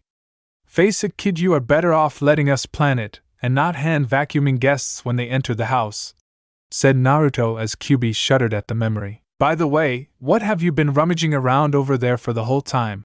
Asked Maka as she had noticed Kid moving things around the shelves. I'm making things perfectly symmetrical in Maka's point of view. You like it, right? Even more so since you can't move, he said, smiling as everyone's sweat dropped. Kid turned to Nigus. Nigus-sensei, do you have one more of these medicine bottles? If you have one, it'll really improve the balance, he asked the bandage-bound doctor. There should be some in the medicine supply storage room. Shall I bring you one? She asked as Kid suddenly disappeared into the room, slamming the door behind him. No, I can't trouble you with the extra labor. I'll go myself, he said as Nigus tried to warn. No, it's because it's an awful disorder, she said. Kid could be heard shouting. Liz, Patty, come here a second. Patty turned to her sister. What should we do when Ichan? She asked as she heard sounds of puffing. Naruto had summoned 2 shadow clones and had them transform into the sisters perfectly. I say we let the copies help Kid while we relax while he doesn't bother us, he said, smiling as Patty gave him a hug. Just then the door was kicked off its hinges by Black Star. Yosha they ha want, he shouted, showing them the pen in his hand. A magic marker? Said Maka questioningly as Naruto slapped the boy on the back of the head. No shouting in the office and no breaking door, he said to the boy, who shrugged. He jumped on the bed. To help you get better, the great Black Star will autograph you face, he said, leaning close with the pen, only to have the back of his shirt yanked by Naruto and held in the air. No writing on patience, Black Star. Do what I do and do it on people who fall asleep in class like Soul does, he said, making the boy's head turn. That was you? He accused. No, Naruto replied. Thanks, Naruto-san. I bet he would have drawn me a mustache if he's been able, she said, relieved he didn't. No problem, Maka, just get well soon. We need the level-headed people well in this group, he said, chuckling as she did the same. It was then that Sid knocked on the door and walked in. It's as lively as usual. Oh, nice look, he said, noticing Nigus in her outfit. Sid, is there something you need? She asked her partner. Nigus, Naruto, do you have a minute? He said as the two walked over to him as the other continued to talk. New intelligence has come from Azusa of the Death Size. I can't tell you here, so follow me. Both nodded and left the room, not noticing Black Star listening in. What is it, Sid? Asked Nigus once they were outside the room. We've received some intelligence from Azusa, and it seems that we've found one of the laboratories of the Organization of Arachne. The witch who fought your group, Naruto. Arachnophobia. It looks like they are building some sort of evil demon tool, he explained. Naruto, I know you have previous experience with infiltration work as a ninja, so you're coming with us. Our job is to determine the structure and the purpose of the tool and then destroy it. We're leaving right away, and I've asked Marie to look after Maka. He continued, getting a nod from Naruto. That's Azusa for you, very capable. And then the location? She asked. Azusa's going to brief us, but we are the only ones going since she read your profile, Naruto, and was impressed. Now let's go, said Sid as the three walked off, not taking note of the eavesdropping Black Star and Soul. Soul, can you get Tsubaki over here? He asked to his best friend. Black Star, he began to say. I'm going to tail Sid and Naruto and destroy that facility, he said. Are you crazy? I've seen that witch and she's not your average enemy, said Soul, warning the cyan-haired assassin, who blew the wall slightly with his wavelength in anger. I'm going to attack an enemy of Maka's, and I won't forgive anyone who laid a hand on my comrade, he said with conviction. Then I'll go too, said Soul. No, Soul, you should stay with Maka, sorry, replied Black Star. Break. At the Demon Tool Construction Laboratory, Mosquito and one of the scientists were walking through the halls. How are the results of the morality manipulation machine experiment? Favorable? Asked the small old man in a butler's uniform with a strangely pointed nose. Yes, we're in the last stages of fine-tuning, replied the minion. They looked at the machine that could only be described as a very odd electric chair. If one totally loses one's morality, insanity cannot be born. Then again, plotting insanity is just a different morality. With this demon tool we'll lower people's notions of morality, and even if it's just a little, bring out their insanity. Arachne-sama wants that boy Medusa was interested to go under manipulation when we catch him, said Mosquito to the other person in the room who was chewing on a reed. Mifune stood to his back to the wall. Rather than guarding that little witch, why don't you become my bodyguard? That sound good to you? He offered to the samurai as Angela ran to him. Not interested, he said plainly as he put her on his shoulder. I just so whatever I have to protect Angela, he said while thinking sorry Uzumaki. The two guards were muttering to each other just as two knives were embedded in each of their skulls, one being Nigus and the other a Horatian kunai. The souls of the guards were absorbed by their weapons as Nigus commented, "Nicely done," Sid spoke into his mic. "We've reached point B, no problems so far, what's our next move?" he asked Yumi over the radio as Naruto dropped down. "You're quick, wait one moment while I look at the map." "Prepared to synchronize with me," she said as she activated her ability, Senrigan. Yumi was able to map out the area from Sid's position. "It's 32 meters to the target. The passage is 3.5 meters wide. Okay, with this the map of the complex is complete." She finished cutting off the sync. "How's it look?" asked Naruto into his mic. "Go 15 meters ahead along the hallway you're in, then take the stairs on your left. The target, the demon tool, is in the inner room there," she explained. "That's a really helpful ability, Yumi-san. With that you can survey an area and makes plans based off what you see. Any chance of a game of chess after this?" he asked the woman who chuckled over the radio. "Indeed it's useful, but I can only see within a radius of 50 meters using Sid, who's synchronized with me as a medium, and yes, I'd love a game after this, and thanks for talking with Shinigami-sama about letting me have a room at the mansion, saves money on hotels," said Yumi, smiling at Naruto's sentiment. He had asked Yumi to move in since she and Marie were very good friends and was one of the few who could honest to God get along with Kid and his need for neatness. "The signal is weak in the room containing the target, but there's one witch's soul, one aging monster's soul, and be careful, there's an extremely powerful strong soul present," she said, making Naruto try and feel out the souls. "It's not a strong magic power and the strong soul, Mifune, but why are they here?" he thought to himself. The alarms started going off, and the two were shocked. "Impossible, we were detected?" questioned Sid as he and Naruto hugged the wall as two lackeys ran past. "Move it, it's the front door," An shouted. "We should hurry and tell the bodyguard," said the other. "Yumi-san checks what's happening at the front door," said Naruto. "Yes, I'm checking it now," she said, reactivating her Senrigan, which showed her Black Star fighting off soldiers. "It's a Shibusan student," she told them. "Break. My, what a lively guess," said Mosquito as he walked out at the front with Angela behind him that Tsubaki noticed. "That kid," she muttered as Mifune walked out to the front. Mifune remembered Black Star's face and Black Star did the same. "Bastard," said Black Star as Mifune asked why. "Bodyguard Mifune, what are you doing here?" asked Tsubaki. "I swing my sword to protect children, to protect Angela." "And yet why are you, who are also children, appearing in front of me again?" he answered back. "What's the matter?" asked Mosquito as he took Angela's hand in his. "Come this way, Angela," he said, grinning. "How interesting," said Black Star as Mifune drew his sword. "Well then, it's a fight," he said. "Let's go, infinite one-sword style," he said, flinging his other swords into the air that embedded themselves into the ground.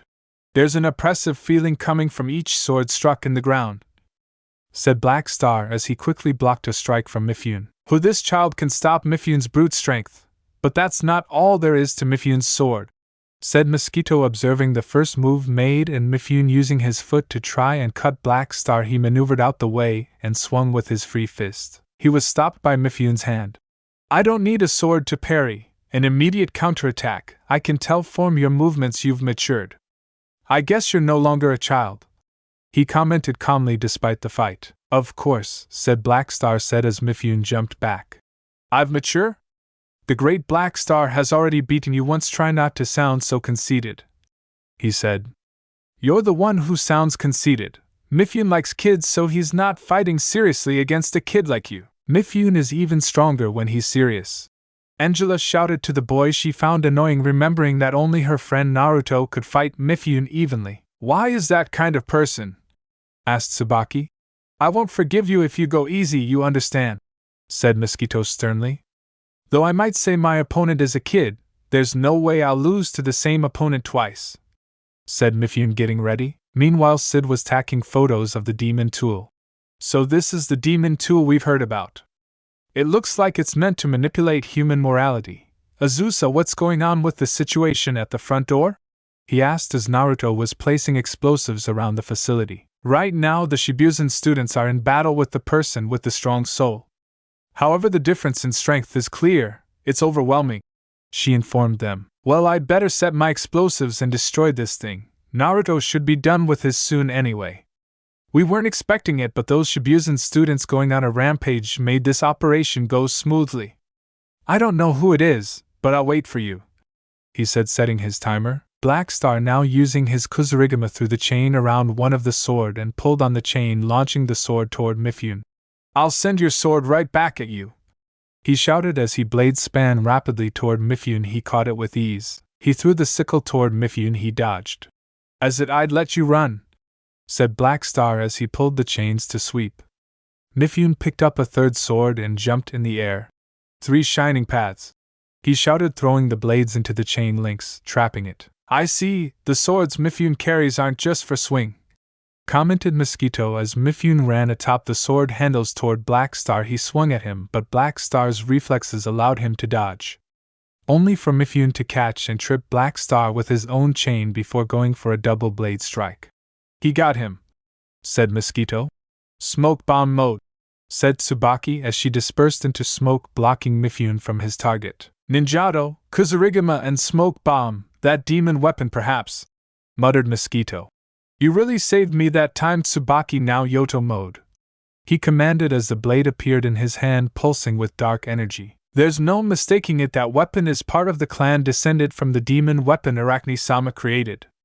I'd heard that Shinigami obtained of them, so it's her, noted Mosquito. Black Star charged forward with a frontal attack that was blocked by Mifune. What a sinister blade, he thought. Tsubaki, said Black Star said as she came out of his shadow as a whip-like entity. Okay, she replied. Shadow Star, he shouted as the shadow rapidly began swiping at Mifune, who blocked all the attacks. So it's this sort of thing, Yoto, said Mifune as he dodged out the path of the swipes and in front of Black Star. He escaped? Said Tsubaki, wondering how he broke through their defense. Infinite one-sword style, addition blows, 1 blow, 2, 3 for blows. 5, 6, 7, 8 blows, 9, 10, 11, 12 blows, he said as Mifune struck Black Star with 12 swords that remained close to his body. Multiplication, he said as Black Star was hit again. He's hitting the surrounding swords, noted Tsubaki. 24 blows, he finished as the swords surrounding Black Star blew away back into the ground. He cut him again with all 12 blades, said Mosquito, impressed with Mifune's skill as Black Star fell to the floor and Tsubaki shifting back to human form. Black Star, she called to her down partner. That should be enough, the wounds are shallow. You're called Tsubaki, right? Hurry and take the kid and get out of here, said Mifune, his back turned to them. Why is a samurai like you a witch's underling? Tsubaki shouted at Mifune, not understanding why someone so powerful worked with a witch. Why did you guys come here? Is it because it's a witch's facility? He enemies of Shibuzen? He asked her back. A friend of ours is suffering due to a witch's curse, it retaliation for that, she defended. Is that so? Sorry about that, he muttered. There's no need for you to apologize, you're a good person, you shouldn't wield your sword for an organization like this. A skilled martial artist like you who likes kids should be part of Shibuzen's staff, you could be a teacher, she shouted, shocking Mifune. What, me a teacher? He said as he thought about little children calling him Mifune-sensei. Don't say such stupid thing. He stuttered while thinking of how he met Angela 2 years ago, but then remembered something else. If you need some help getting out of a sticky situation, let me know. He remembered Naruto saying to him when they first met. Shit, he took it easy on me, muttered Black Star as he got up. What is it, Mifune? Why don't you hurry and finish them off? Asked Mosquito. The match is over, he answered back. Shibuzen is our greatest enemy, there's no reason for us to let them live. If you don't do it, you shouldn't think Angela-sama will continue to be protected, said Mosquito with an underlying threat. Damn it, I don't have the kunai to contact Uzumaki when I need him. Kusohi, though, as he readied his blade, sorry, he muttered as something tore through Mosquito behind him. A figure then rose from the shadow behind Angela and grabbed her, sinking into the shadows and appearing behind Black Star holding the small witch. Mifune, stand down, ordered Naruto, holding Angela to his chest. I'm taking Angela with me, Mifune. If you want to see her come to the city alone and without the ancient there, the choice is yours. And don't worry, nothing will happen to her, he said as he disappeared with Angela, Tsubaki and Black Star in a flash. Mifune then blocked a second shot with his sword, silently thanking Naruto for taking Angela, as he knew he'd be safe with him. A sniper, where is he? Asked Mosquito, holding his side as the building began exploding. Mosquito-sama, there was a bomb in the room the machine was in. We can no longer hold the facility. Before it's destroyed, we should evacuate, said the lackey. Blood, I need blood, muttered Mosquito as he stuck his nose into the lackey and drained him dry. Do as you wish, Mifune, but know that Angela will no longer be protected by Arachne-sama if you choose the wrong side in this war, said Mosquito, moving away. Sid, holding Yumi in her gun form, was lying on top of the van. I knew it was Black Star when I felt the soul signal, he said as Naiga set off another explosion. Good thing shooting the old man gave Naruto the chance to get them and the witch out of there. With you tremendous precision, right, Azusa? He said to the gun in his hands. Indeed, I can fire up to 10 kilometers and the margin of error is less than 1 millimeter. Although I'm surprised at his tactics, the samurai only fought for the sake of the witch. With Naruto capturing her, he ceases his attack, and due to his ultimatum there's a chance of acquiring a powerful ally. That chess game will be tough for me, I think, she mused. Break, Naruto, as his group dropped in front of the school. Is everyone all right? He asked, getting nods from the students, so he turned his attention to Angela. Sorry I had to do that, Angela-chan, but my hand was forced, he said to the girl in his arms. Naruto-kun, will Mifune be on his way soon? She asked, getting a smile from Naruto. Of course he is, Angela-chan. In the meantime, you can stay with me and play with Blair and my new friend Marie. Is that all right? He asked, getting a nod from the girl and confused looks from Black Star and Tsubaki. Before you ask, I had already met the two of them when I first got to Death City. Mifune is one of the few who can really help me train with my weapons, he said as Kyubi popped out and took Angela in his arms, who immediately cheered for her cuddly fox and rubbed his belly to his hidden pleasure. Black Star, me and Kyubi watched your fight and can tell you are certainly getting stronger, so you just have to keep moving forward. But you also need to try and understand the additional presence inside Tsubaki-chan. Kyubi says if you do that, Yoda will respond. He'd tell you himself, but you can see for yourself, he said, chuckling at Kyubi's tails wagging in happiness for the belly rub. And don't worry about the sword itself, since I know Tsubaki-chan is a great one, remember that, he said as he started walking to his father's room. He knocked on the door and came into the room and eventually was in front of the mirror where his father's image was waiting. Naruto-kun, it seems that you have helped out a few people today, and who is the young lady with you? He asked in the light tone. This sweet little girl is Angela-chan, another guest for the house. Her guardian will be here soon and will be joining us at the house. I'm really glad we live at the mansion, otherwise finding a place for everyone would be a predicament, he said, laughing. That Shinigami nodded at. You certainly are still unpredictable when you work, Naruto-kun, and still manage to find allies and enemies.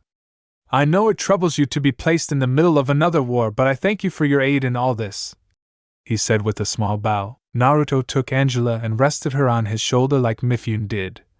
I'll admit I hate the fact that they're war at the moment, but that doesn't mean I won't protect what's precious and prove that it is possible for humans and witches to coexist, a case which I pointed out to you over one of my classmates, he said cryptically. That Shinigami understood. Well, good job, Naruto-kun, and welcome to Shibuzen, Angela-chan, he said, waving his big hands, which got a big smile on the girl's face. Break. Naruto was currently taking a bath at home, washing away the day's worries with Arachne's group on the move. It's only a matter of time before she resurfaces.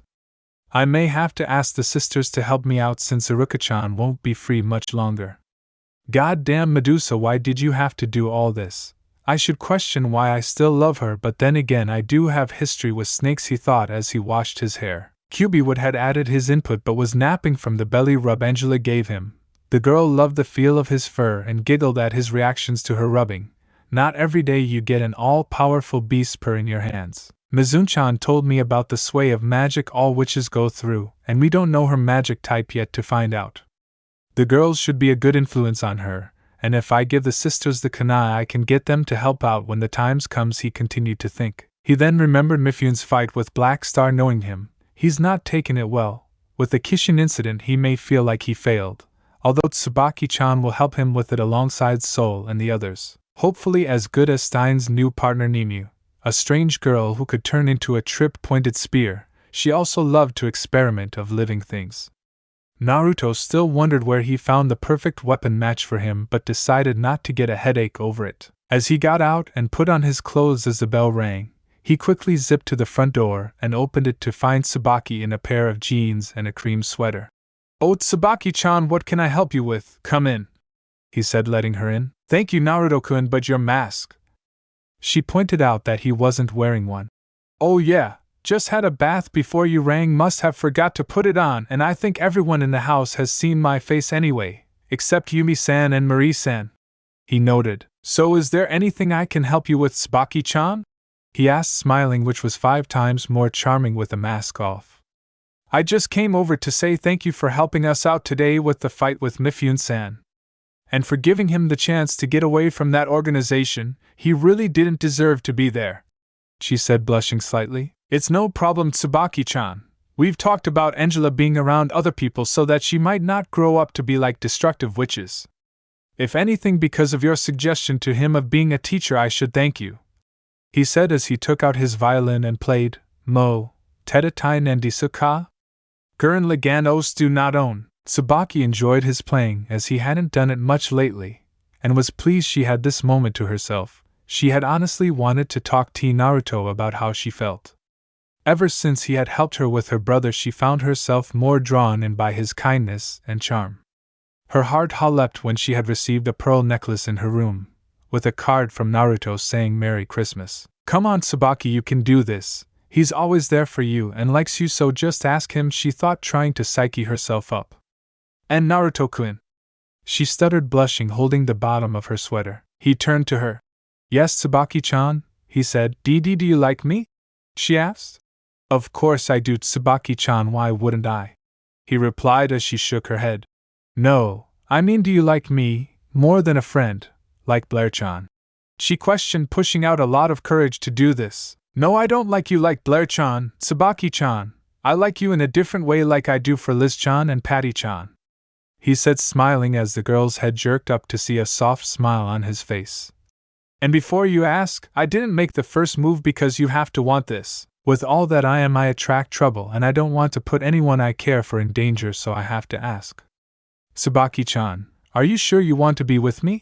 he asked as the girl nodded, not trusting her voice at the moment due to him saying he liked her. He could tell she was nervous, so tilted her head a little and kissed her.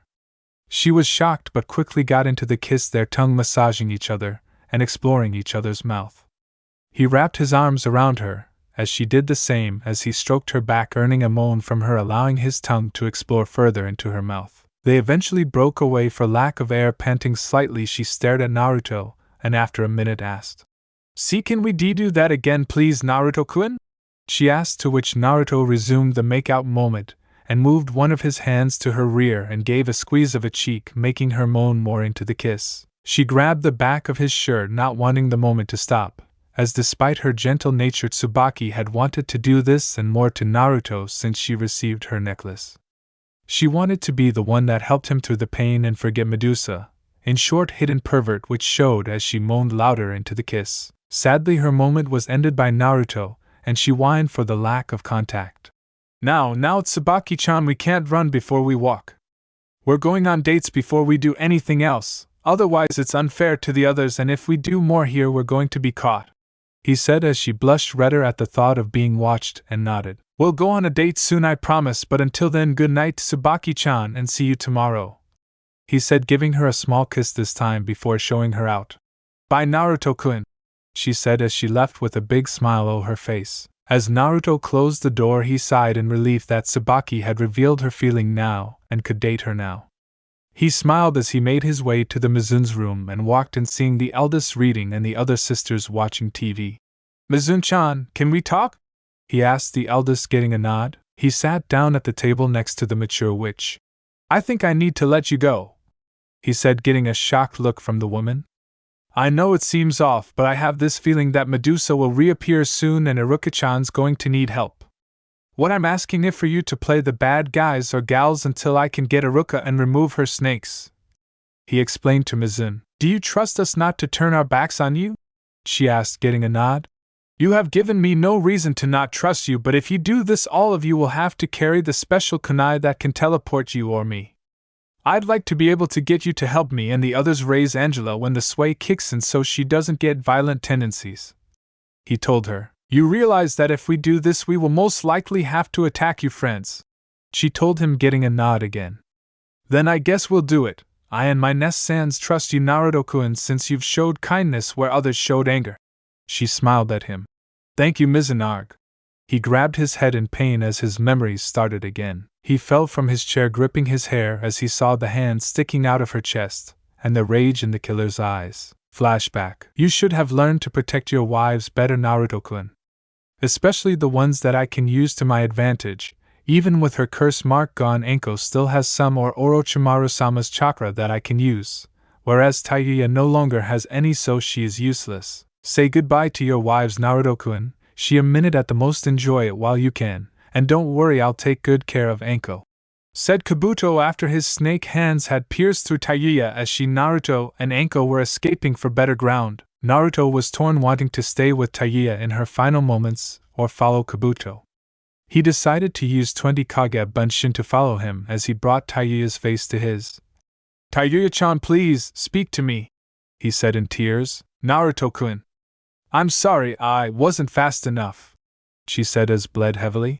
No, Taiuya-chan, it's my fault. I couldn't protect you or Anko-chan. I failed in the most important mission, protecting my loves from harm, he told her, holding her close. Hey, still can't believe a shrimp like you ended up turning into such a handsome man and me ending up falling in love with you, she said, remembering when she had woke to see his face after he had brought her back to the village after finding her. Please don't leave me, Taiuya-chan.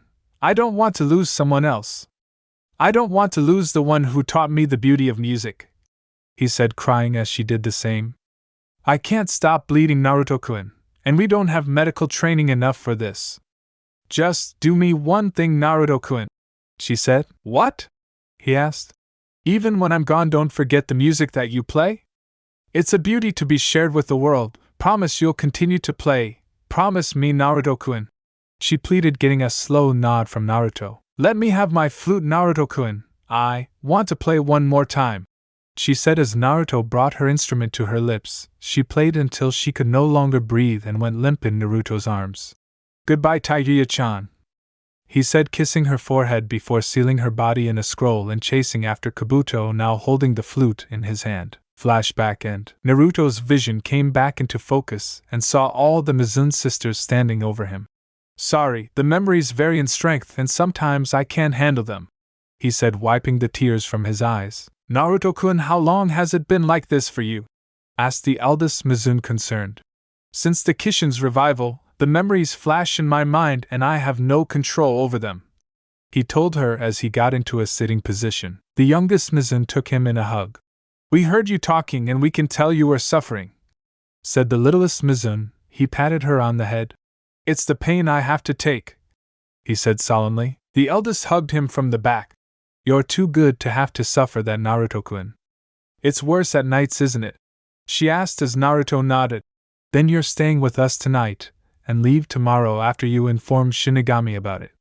When you need me, just summon me, okay, Naruto-kun? She said. Thank you, Mizun-chan, thank you all, he said as the eldest just rocked him in his position to calm him down from his memory flash. Break. Naruto, Mifune, Sid and Nagus were standing in front of Shinigami in his room. Well done to all of you, Naruto, you managed to get us a strong ally for the future here, and I'd be happy to offer him a position here as a teacher if that's alright with him, he asked. Said swordsman nodded. As long as Angela is looked after too, I see no problems. Just remember not to treat her differently because she's a witch," he reminded, with everyone nodding. "Indeed, in Naruto the sisters are free to go once you get back. I hope you realize how much trust I'm putting in you and the sisters," said Shinigami in an almost serious tone. "Of course, Ota-san, Mizun-chan has been given a special kunai so that she can be summoned to give us reports on the situation. I sense Saruka-chan will be needing their help soon anyway. I think she's returned," he said, clenching his fists. "It was unexpected but not surprising. All we can do is prepare for the worst in this situation. And Sid, did you get the demon tool blueprints I heard about? The morality manipulation machine?" he asked the zombie. "Yes, and just as the experts predicted, it was a fragment of Iban's book," he said. "Iban, so it is Iban after all," Shinigami muttered. "Should we destroy the fragment of Iban's book?" asked Nigus. "No. We'll seal it in a secret vault," he replied. "But it's so dangerous, being a demon tool blueprint. Wouldn't it be better to destroy rather than put it in a vault?" she argued. "Nigus, I think it's best to seal it at the moment in case there was a copy of the blueprint, or someone with photographic memory.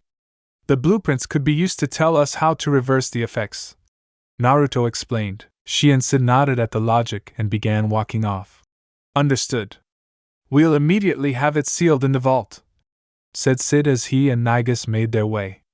"Sid, Nigus, nobody is to know about this. All of you must keep it a secret," said Shinigami as the Meister pair walked out. "You know that secrets like that will come out eventually, Ota-san. Kid won't trust you if you keep this from him," said Naruto.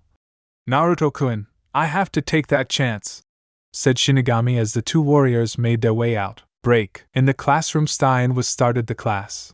"Maka, how does your body feel after coming to the class for the first time after so long?" asked Liz next to said girl. "Perfect, I'm ready to tear it up," was her reply. "Then do you want to come to party at our house after school?" asked Patty standing up. Maka happily replied. Yeah, before Liz suggested. "We should invite Krona too." "I think that's a good idea, Liz-chan. Also gives us a chance to have people meet Mifune and Angela," said Naruto from his seat behind them. Hearing this, she smiled at him before turning to Soul. "Hey Soul, can you bring some music to dance to?" she asked. "Yeah, I'll bring a few records," was his answer. Liz then noticed that someone was missing from their group. "Huh, where's Black Star?" asked Liz. "As usual," was Tsubaki's reply, making Naruto sigh. "He really needs to stop doing it." As he said it, he caught a piece of chalk between his fingers without looking. "Stop whispering, please. Next time I'll aim away from him," threatened Stein at the front. It was then Black Star walked into the class. "My bad, I'm late," he said without apologizing. "Another duel? Did you bring a witness?" asked Stein. "Yeah, Marine-chan," was his answer as Naruto groaned hearing that. "I asked her not to do that for Black Star," he thought to himself as Stein asked. "And the result? I'm a man who transcends gods. Of course I won," he said proudly as Stein gestured with his thumb. "The result is that you're late. Please stand in the fall," he said as Black Star muttered fuck and went outside and began doing finger presses. Naruto ran a hand through his hair watching Black Star's behavior ever since the fight with Mifune. He keeps trying to prove his strength without using Tsubaki-chan. I can tell she's worried over him. And so am I, he thought to himself, seeing where Black Star's path could take him. As I said in homeroom this morning, I'll be teaching a new lesson starting today. I believe that some of you are aware of this already, but the insanity of the Kishin has caused the awakening of the witch Arachne, who's building a huge organization, Arachnophobia, said Stein as he began writing on the blackboard. What I'll be teaching from now on is the means to oppose them, dual arts, he said, smacking the board where he had written said words. Well, let's get started. As there are some idiots in this class, rather than a verbal explanation, why don't we focus on praxis? He said rhetorically, glancing over the room. Would the flowing students I call please come to the front? Oxkun and Harvar, Naruto, and because you've just left the hospital for rehabilitation, let's have Soul and Maka. Also Black Star, get back in here, he said as the student came down, or came in. Get out, come and make up your mind, said Black Star, breathing heavily. Training again, thought Naruto. Since you'd destroy the lecture hall if you had a weapon, you'll be unarmed, said Sid to Black Star. Good, thus far you've all matched your soul wavelengths to your partners. However, against big enemies, kids like you will only be crushed if you fight alone. As such, what I'll be teaching you is Team Soul Resonance, explained Stein. Team Soul Resonance? Questioned Maka. As this is the first lesson, you'll all be attacking Naruto as a three-man cell. Attack seriously with intent to kill, as I can assure you he won't hold back, he said as Naruto nodded. The students were worried as Naruto was at the top of the class and known to have combat skills that surpassed Black Star. But this is too sudden, Maka muttered. I think I'll let Kyuubi handle this, said Naruto as he closed his eyes and shuddered before opening them to show the red eyes of Kyuubi. Well then, what are we waiting for? He asked in his dark voice, making all but Black Star think scary before they took positions around him. Matching our soul wavelengths as a team, with so many people in the classroom, muttered Maka as Black Star charged forward. Die, you damn furry! Black Star shouted as he tried to hit Kyuubi. You really shouldn't say things like that, he muttered. Shut up and let me hit you, he replied as Kyuubi dodged while looking bored. What do you two think you're doing? You're not getting anywhere overthinking like that, he goaded Ox and Maka. Ox prepared his spear. We're going to, I'll show you the power of the Lightning King, he said, thrusting his spear. He managed to hit Black Star in the rear. Royal Thunder, he shouted as his victim was hit with bolts of lightning. Black Star grabbed Ox. You bastard, Ox-kun, do you want to die? He threatened. You're the one who got in the way of my attack, he defended as Maka swung at Kyuubi, only to hit Black Star in the face. Kyuubi chuckled. Almost as bad as that test, he thought himself. Maka, are you a moron? Asked Black Star with a bloody nose and her laughing it off. Wax went for another thrust, hitting Black Star again, who was grabbing Maka. Royal Thunder, he shouted as the two were hit by the lightning before the two were glaring angrily at him. The class laughed loudly at their antics. That couldn't have gone worse, said Kyuubi to Stein. I quits, Professor. I'm going to kick Ox-kun's ass now, so stand witness, Black Star shouted. Another duel? Well, that's fine with me, said Stein as Naruto and Maka went back to their seats, the first changing back to Naruto. Ox and Black Star squared off at the front of the class. As you wish. I've never liked you, but can you rival the one called the skilled General Lightning King? He asked. Are you a general or king? Decide already, said Black Star. Ox went to thrust his spear, nut was knocked away by a single punch, with Black Star shouting, Shut up. Ox spun in the air from the blow before landing on his face on the floor. That's the 11th victory in a row, Maka commented. Don't include that bastard Ox-kun in my record, said Black Star. My, in a lesson on teamwork you've beaten a comrade senseless, noted Stein, looking at the fallen form of Ox. Naruto could only shake his head at Black Star, trying to figure out a way to get through that thick skull of his before he did something he'd regret. Break. At Baba Yaga's castle, Mosquito was apologizing to Arachne. I apologize profusely. When the demon tool was destroyed, we also lost a fragment of Iban's book, he said, holding his hat. What about bodyguard Mifune and Witch Angela? She asked. The Uzumaki boy took Angela when I was distracted and said Mifune had to come to Shibuya in order to see her again. Again, I apologize, Arachne-sama. We have more than enough fit soldiers when it comes down to combat strength, he reported. That is all we needed to know, even if events are playing out unexpectedly, Arachne said, sitting in her web. It's meaningless if you who are making the judgment of whether they're fit or not aren't fit yourself, commented Jericho. Mosquito began to put his hat back on. Hey, you're still here, you toothless saw? He asked, insulting the man. You want to try and kick me out, geezer? He taunted back. Amusing, police stinger, he shouted as his nose extended very long to try and stab Jericho. You sure are a belligerent old man, he said, blocking the attack. He had caught the nose in the chain wrapped round his foot. Is this all you've got? I'll say it clearly, you're old, he taunted again. Your hot-bloodedness has let me feel myself plenty. I don't mind returning to my form from 800 years ago. Triple police stinger, he shouted as three long noses tried to hit Jericho, who leaned out of the way. Jericho now revved up his saw leg so that the chain began spinning. Nice, should I take a commemorative photo after you've changed back? After I've cut you to bits, I'll leave a piece on top of the photo," he said, getting ready to fight the old man. Arachne-sama, said a organization member. "What is the matter?" she asked. "There's a visitor, a girl who says your little sister is here," she told the leader, who smirked. "Fine, let her in," she told the member. A few minutes later, the same servant escorted the guest, who walked in bare feet. Well, what a lovely appearance, don't you think? Medusa?" she asked her sister. Medusa, now inhabiting the body of a small child she had taken over in Death City named Rachel Boyd. The body had the same build and frame of the child, while still retaining the majority of her original form's appearance. She still wore a hoodie, but this one has two snake-like extensions that are attached at the neck. There is also an apparent white snake head motif on its front, but she also still wore the necklace Naruto got for her around her neck. "Is there something you're looking for in this remote land?" Arachne asked her now very little sister. "I just came to greet you.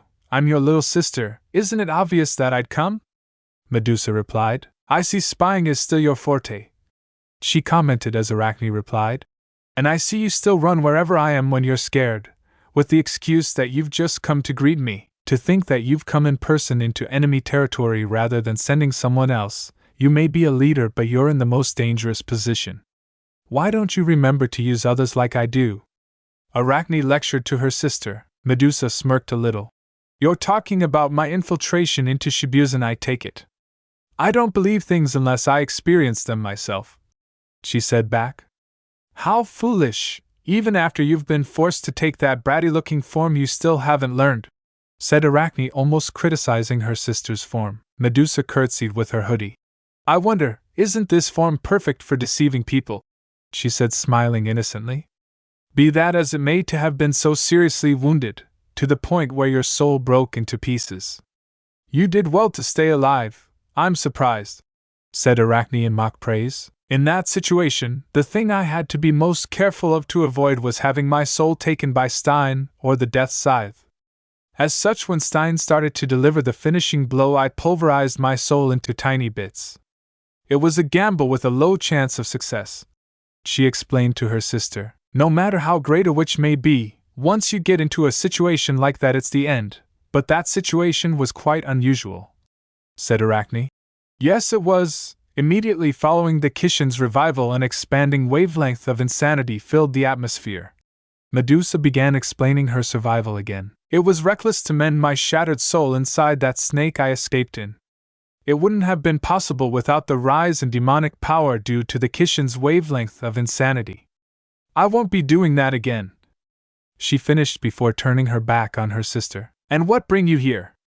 800 years ago, during my battle with Shinigami, you're the one who betrayed me and forced me into a situation where I'd perish miserably. Do you think I'd just let you leave after you came here to arachnophobia by yourself? What's your goal, Medusa?" she asked in a dark tone. Medusa merely chuckled before fiddling with her necklace. "Stop it, Arachne, isn't it more unusual for us sisters who were revived together not want to see one another?" she replied as she began walking away, Mosquito and Jericho at the side of her. "Well then, everyone, sorry to have disturbed you," she said, pulling her hood up. Arachne smiled at her sister. "You're not one to be bullied, huh? It's nice to see you again, sister. Oh, and by the way, the boy you chose for a partner is very handsome. Do you think he'd be interested in a more mature sister now that you seem to have fallen from his graces?" she asked, knowing Medusa would react. She watched as her little sister's hands shook with rage as she walked off. "I'll let you go free for now, won't you join my network?" Although I'm not joking about Naruto, she thought, smirking. Under her hood, Medusa was scowling at what her sister had said before grabbing the necklace tightly. "Go ahead and smile. But no, you'll never have him. Naruto-kun is mine and mine alone. I'll slip through the cracks and show you that you have no chance in hell with him," she thought, calming down as the servant escorted her out the room. The servant turned out to be Iruka, who Medusa had caught up with and got her free, and the Mizun sisters to act as spies in the organization before thinking that she had to go collect something from Death City. Break. Late at night at Gallows Mansion, the party was in full swing. All the guests were mingling with each other and eating from the buffet. "This is what's expected of Shinigami-sama's sons," commented Sol. "This is a huge party, huh?" Maka said. Thanks for bringing the food, by the way, Tsubaki. A lot of what you brought goes well with what we have, said Liz as she stood next to Naruto, who had Blair on his head and his arm around her. Liz smiled despite wanting to hang off Naruto at the moment. You're welcome, Liz, she replied. Naruto just stared at Black Star and Patty.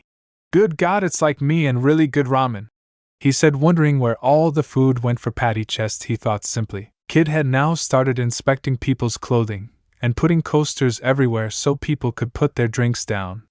He then started chasing Black Star when he thought it would be funny to tilt all the pictures in the wall. Naruto watched in amusement as he stood next to Krona. It's always something with these guys. How are you feeling, Krona? He asked the girl. I'm okay, but I'm not used to it yet, although it doesn't bother me, she answered as he ruffled her hair a little. Don't worry, just take your time. I used to be awkward around events like this, he said, surprising the girl. Krona had expected Naruto to be the most calm in any given situation. You mean you were like me? He nodded. At first, when I was young, I didn't talk to many people, so I became a recluse that wore a mask of idiocy. It was my friends that I made that saved me from that path, he told her. Oh, okay, we're friends, right? She asked as Blair jumped on her head. Of course, Blair and all of us are friends, Krona-chan. Naya, the cat said happily. Naruto smiled at the girl.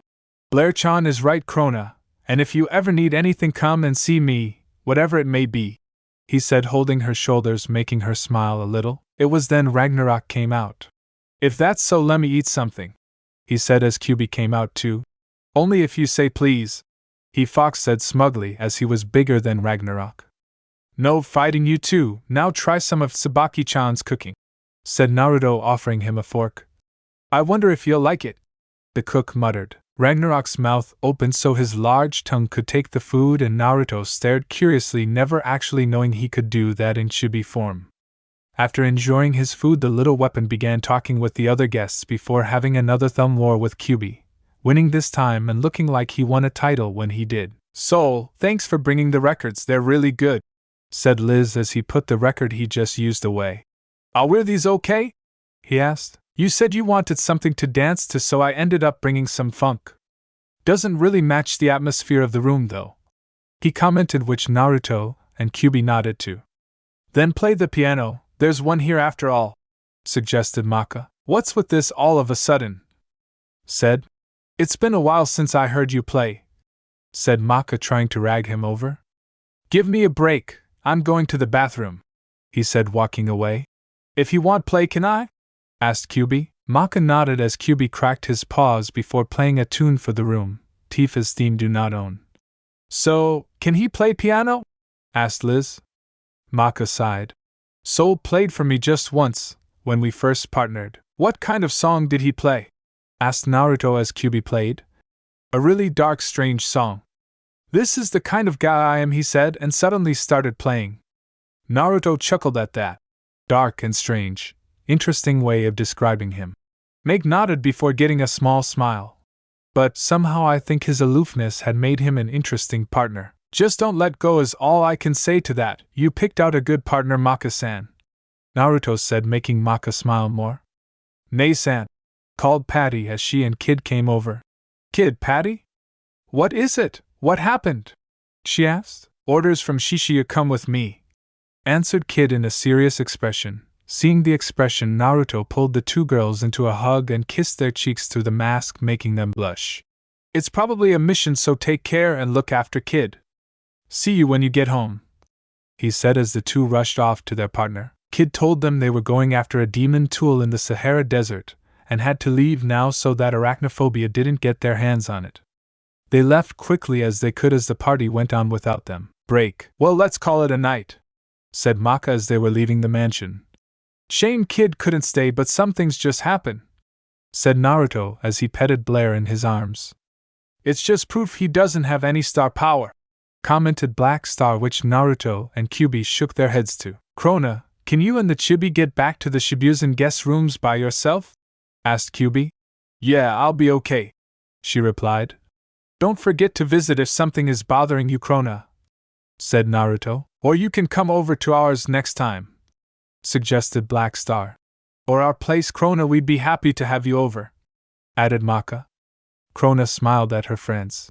Why, yeah.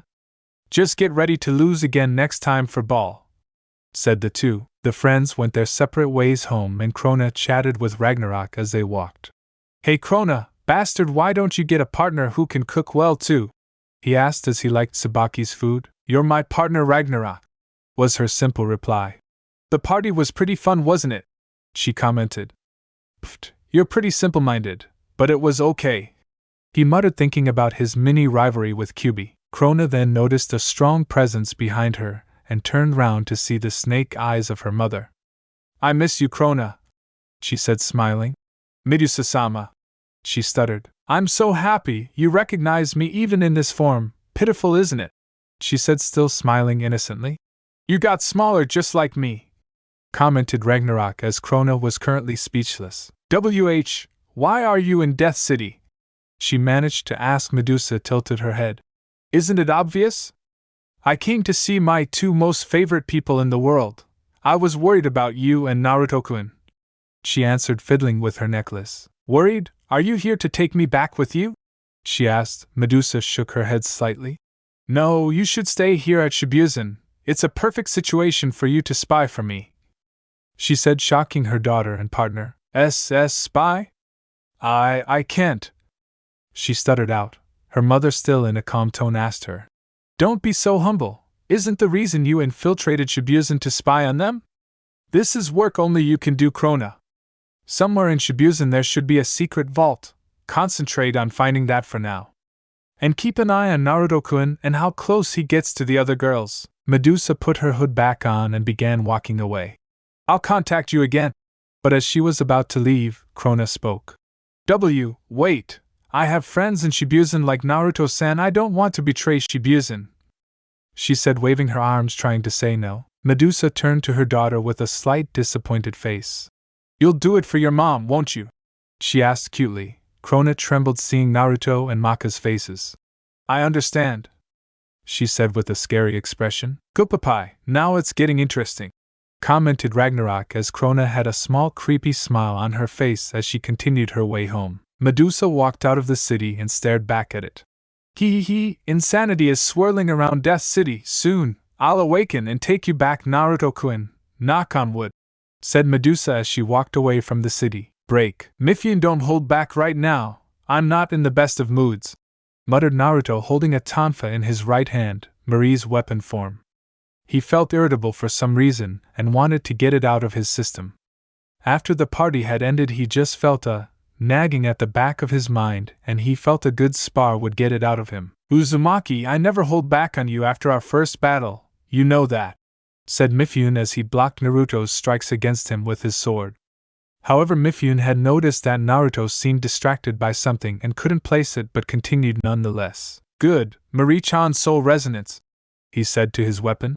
Right, but be careful, Naruto-san. Moving at such a high speed could hurt your muscles, said Marie, as using Izuna put a large strain, as the nerves could be damaged from the electricity, or overuse of muscles could result in tearing. I'll be fine, trust me, Marie-chan, he said back as he felt her electricity flow through him. I wonder if this is what the Raikage's lightning armor felt like, he thought as he sped toward Mifune. Fast, he muttered as he felt the 3 attacks hit him at once before being shot into the air. 3 pass shot, he said, throwing his swords at Naruto that he dodged before disappearing as Mifune felt something kick him to the ground hard. Mifune had no time to counterattack and didn't have time to activate his disorderly line technique. I can't see him before he attacks. It's simply too fast, like that Harasian move of his, but constant, he thought, seeing as Naruto was moving at near light speed due to his high-speed training and Marie's ability. I think I should stop, said Naruto as Mifune collapsed to the floor, breathing hard. Sorry, Mifune, I got carried away there, he said, offering his sparring partner a drink, which was accepted. No worries, Uzumaki, just means I need more training for high-speed opponents, he said as Naruto then began healing the bruises. To be honest, I didn't think Marie-chan's ability would let me move that fast. It felt different, he said to himself as Marie put her head on his shoulder as he healed Mifune. That's natural, Naruto-san. My partners said that adjusting to normal speed after the technique can take a couple minutes, she explained. So what's the matter, Naruto-san? asked Marie, noticing fluctuations in his wavelength before. I feel worried over something, but I can't place what and it bothers me. I don't like the feeling, makes me feel scared. He admitted, getting shocked looks from the two. Uzumaki, what could this mean? Mifune asked as Naruto sighed. I wish I knew, Mifune, but I don't know, and the feeling reminds me of bad times, he said, clenching his fists as he had finished healing Mifune. I'm sure it's nothing, Naruto-san. Now you go take a shower and I'll make some tea for you both, said Marie, walking out the room, before walking back in. Which way's the kitchen? She asked as Naruto chuckled and created a clone for her, and she followed said clone, leaving the two men behind for their showers. She likes you, Uzumaki, I can tell, he told his friend. I know, I just want her to tell me honestly, he replied as Mifune shook his head. You should tell her yourself, rarely so you find women understanding of your situation. Someone like her wants to be told she's wanted, explained the swordsman. Maybe you are right, Mifune, he muttered to himself, thinking how Marie's confidence was low but personality wouldn't let it show half the time. Maybe it's time I let her and the others in, he said, which confused Mifune slightly. Others? Naruto smiled. I'm no fool. Marie-chan, Mizune-chan and Yumi-chan all give me looks and I am ready to give them a chance. Although just have to be careful, having several girlfriends can be quote troublesome at times. He chuckled to himself. Then, why go through it all? He asked. A simple reason. I want a family, a legacy. Ever since I was young it was all I wanted in my life, he answered, which Mifune nodded too. You should try and find a nice girl yourself, Mifune, he said. Perhaps, but Angela comes first, so they would need to accept her before anything, he replied as he got out and got dressed. Until our next spar, Uzumaki, and good luck with Marie. Break. Not long after, Naruto was making his way to the kitchen where he found his clone helping Marie to cook steaks. He dispelled the clone and Marie looked around to find the original Naruto. Having fun? He asked. She nodded and offered him some tea, which he took. Yeah, after making the tea I asked your clone to help me cook, hope you don't mind? She replied as he shook his head. From what the clone showed me you do alright on your own, Marie-chan. How are you still single? He mused as she hit his arm playfully. Now, no need for that, come I'll help finish this with you and send a couple off to Mifune, Blair-chan and Angela, he said as she nodded and got the sides for the steaks ready. Seriously, where did you learn to cook, Naruto-san? Asked Marie, picking her teeth out after eating their meals. Trial and error, he summarized. Shame you are already taken, otherwise I'd be asking for a date or two as well, she said. You still can, you know, he said, making the woman smile. I don't know, multiple girlfriends can be tricky. Are you sure you can handle us all and not cheat? She asked as he wiped off a bit of sauce from her cheek and licked his finger. That and more, Marie-chan, he said with his mask down. Besides, I think you deserve some more joy in your love life. So how about it, want to go on a couple dates and see where it goes? She nodded and blushed at the handsome man asking her out. I'd love to, Naruto-kun. But I need to ask, are those marks real? She asked, staring at his wickers. Yeah, they are real, birthmarks, so feel free to touch. She did just that and stroked the rough texture of his face where the marks were electing a purr from the blonde. Aw, so cute, must continue, she said, wanting to make him purr more. One thing was for certain, Naruto wasn't living this down. For every girl who found out about the marks he got teased for his reaction. Break. The next day at Shibuzen. Hey Soul, play the piano, said Patty to Soul. I want to hear you play too, commented Tsubaki. Why is it my playing is being downplayed? Muttered Kyubi, sulking as Naruto Blair battered him on the head. Don't worry, Kyubi-kun, Blair still likes your playing, Naya, said the cat. Yeah, and we both know each person has a different musical ability, but rarely do you get a playing fox. You are unique in that way, Kyubi, said Naruto as said fox ruffled his hair. Good to hear that from you too. Play something grand, said Black Star. My playing isn't good enough to have people listen to it.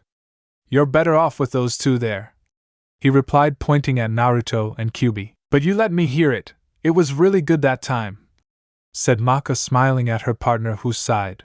It sounded good because you have low musical IQ, he said, shocking the girl. What? Don't look down on Trace Fusion. It's not that bad, is it, Naruto, Kyubi? she asked, both muttering. No comment in sync, not wanting to get hit. Seriously? You listened to that stud? Was Liz's thought on the matter. I completely lose academically, but for some reason I feel like I just won. Commented Black Star. I listened to it because I like it, said Maka, annoyed at her friends. Right, Krona? She tried to ask the girl who was not all there. Krona? She tried again, getting her attention. Yeah, well, I'm going back to the dormitory, she said, about to split from the group. See you tomorrow, they all said. Anybody else think Krona looks a bit down? Said Maka. A little bit, wonder what's bothering her, said Naruto as Krona continued her way down the stairs. All Krona could think about the mission her mother gave her. You'd better make your mind, Medusa's going to be pissed, said Ragnarok as he appeared out her back. As they ducked under some tape, Krona looked down at his partner. It looks like we're entering a restricted area. Who knows, maybe the secret vault is around here, he said. What should I do? What if someone sees me here? He asked, worried. I don't even really know what you do if you fall down, muttered Ragnarok, not really helping. A figure turned the corner and noticed the girl. Who is it? Who's over there? Said a voice behind them that made Krona shiver and turned to see Marie behind them. Oh, it's you, Krona. What are you doing here? This is a restricted area, she asked the pair. Krona tried to respond, but it was Ragnarok that saved the situation. You saved us, Marie. We were going back to our dorm, but we go lost, he said. You two got lost again too. I wish they'd do something to fix Shibuya's hallways. But don't worry. Leave it to me, I'll take you back to your dorm, she said with confidence. It's this way, she said, with Krona and Ragnarok thinking that's the opposite direction. 2 hours later, that made it to her dorm room. We finally made it, panted Marie, now exhausted from the long trek. We got even more lost because of you, said an annoyed Ragnarok. Marie looked at Krona, smiling. Please let me know if there's ever anything else troubling you. I'll give you a hand. Accept direction, and I'm sure Naruto-kun will be happy to help you too. Krona nodded, yeah, as Marie turned around. Well, good night. But turned back when Krona and Ragnarok pointed. Staff room is this way. X-break. While she was sitting on her bed hugging a pillow, a frog jumped up to Krona's window. Man, I don't really want to infiltrate a dangerous place like this, said Iruka as Krona took note of the witch. Have you discovered the general location of the secret vault? She asked the girl. That is impossible. I can't do this anymore, she replied. Even if you say that to me, well, Medusa? She asked through the link. Krona, you're doing well. But I have a different mission for you now. Where is Naruto-kun right now? She asked. I'm not too sure, but since Marie-sensei has become a partner for him, she's been living with him and spending time with him, she answered, making Medusa slightly annoyed at this development. Marie, what kind of person is she? She questioned. She's really kind and she's always looking after me, like Naruto does, she answered, making Medusa grin darkly. Oh, is that right? Well then let's take advantage of that kindness. Iruka, give that thing we talked about to Krona, she said to her servant. Break. Another day finished, ready for home, Marie-chan? Asked Naruto, walking down the stairs of Shibuya. Hi, although I feel a bit stiff from teaching today, any chance of a massage when we get home? She asked. No problem, just don't be surprised when the other find out, they always seem to know, he said as Marie giggled. Marie-sensei, called out Krona. Krona, what's up? Marie replied, seeing the girl who looked nervous and was fidgeting. She stuttered. Is there something you need from me? Krona only fidgeted more. Well, to be honest, could you listen to what I have to say? She asked as Marie smiled. I'd be happy to listen. Come with me and Naruto-kun. We'll talk over some tea, Krona managed to reply. Why, yeah. Naruto wondered what was bothering the girl, but he was sure Marie could get it out of her, then he'd be able to help her out. There's a microphone in that pen, Krona, I want you to plant it in Naruto-kun's house, was the command of Medusa to her daughter as she walked with her teacher and classmate to his house. Later on at the mansion, Krona and Marie were sitting opposite each other so they could talk, as Naruto had gone to chat with Angela and spend some time with Blair. Here you go, Krona, hope you like it. I'm glad Naruto-kun told me where everything is, makes things easier, she said, handing her a cup of tea. What a cute cup, commented Krona. It's all the same so long as you can drink from it, said Ragnarok, who was looking round the room. Why does this room feel so odd and too neat? Muttered Ragnarok. This is Kid-kun's house, and Naruto-kun and the others try not to upset him too much by messing with his order of things. Anyway, Krona, are you worried about something? She asked, trying to fin out her student's problem. Well, was all she managed to stutter before Ragnarok interrupted. Why don't I get tea? He asked, annoyed. How, Ragnarok, you don't have a mouth, so how can you drink? She asked, a little confused. Ragnarok opened his jaw. I have one, idiot, I can drink, he replied as she got up. Sorry about that, I'll put the tea in now, okay? She said to the two. Take your time, said Ragnarok, and made sure she was out of hearing range. Okay, Krona, do it now, he told his partner, who took out the pen that had arrows on it. Do you like sugar? Asked Marie, popping her head back in the room. Salt or pepper, make it spicy, answered Ragnarok, panicked. Oh, okay, got it, said Marie, confused by the weapon's choice of flavor. She came back a couple minutes later with a bubbling cup of tea. Sorry to keep you waiting. Now then, let's get started. What did you want to talk to me about? She asked, taking her seat and drinking her tea. Well, what is it? She asked as Krona seemed silent. Why, yeah, it's nothing. She managed to stutter before talking with Marie for a few hours. After finishing their talk, Krona was still nervous, hoping the listening device wouldn't be found. Thank you, I feel better now, she said, fidgeting. Really? I always feel happy when I talk to you too, Krona, said Marie, glad she could help the girl. Krona got up from her seat. Well, it's getting late, I should go home, she said. Feel free to come over any time, was Marie's response. Goodbye, that went well, whispered Ragnarok, and Marie noticed something. Hang on, wait, Krona, she said, making the girl shiver. She turned round. What is it, Marie-sensei? Marie lifted her hand to the girl. Isn't this your pen, Krona? She asked, offering said pen to the girl. Yes, Krona answered, taking the pen and walking out the house. Get home safely, said Marie, waving to the girl as she walked off. She made her way to a predetermined meeting spot where Aruka was waiting with a radio. Gecko, well, did you do it? The frog asked. Aruka turned to her radio and switched it on. Krona gone home now, Marie-chan? Came the voice of Naruto. You just missed her, Naruto-kun, was Marie's reply. Gecko, I can hear it, Aruka exclaimed. How'd you get that woman to swallow it? It was easy, said Ragnarok proudly. We put it in Marie's cup. Aruka smiled. That snake contained a microphone and a bit of Medusa's demonic power. With that, she can influence Naruto slightly when they are close, she explained as she listened to the radio. So what was Krona's problem? Naruto asked. Being unfamiliar with lots of different things at school was stressing Krona out.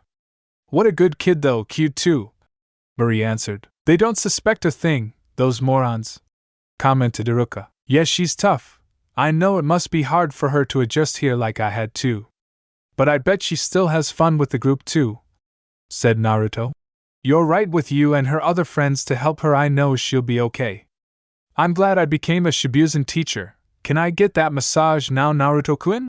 She asked. Sure, I didn't want to do it in front of Krona in case it made her feel uncomfortable, and I want to help her feel at ease any way I can, he said happily. Krona's teeth were chattering as she listened in on the conversation before turning her back on Aruka. It's late, so I'm going back to the dorm, she said, walking away. Krona, with this Medusa will surely praise you, said Aruka as Krona continued on her way silently. When she got back to her room, she took a pillow of her bed and sat in the corner thinking about what she did, and began crying into her pillow as Naruto and Marie's faces appeared in her mind. Chapter end.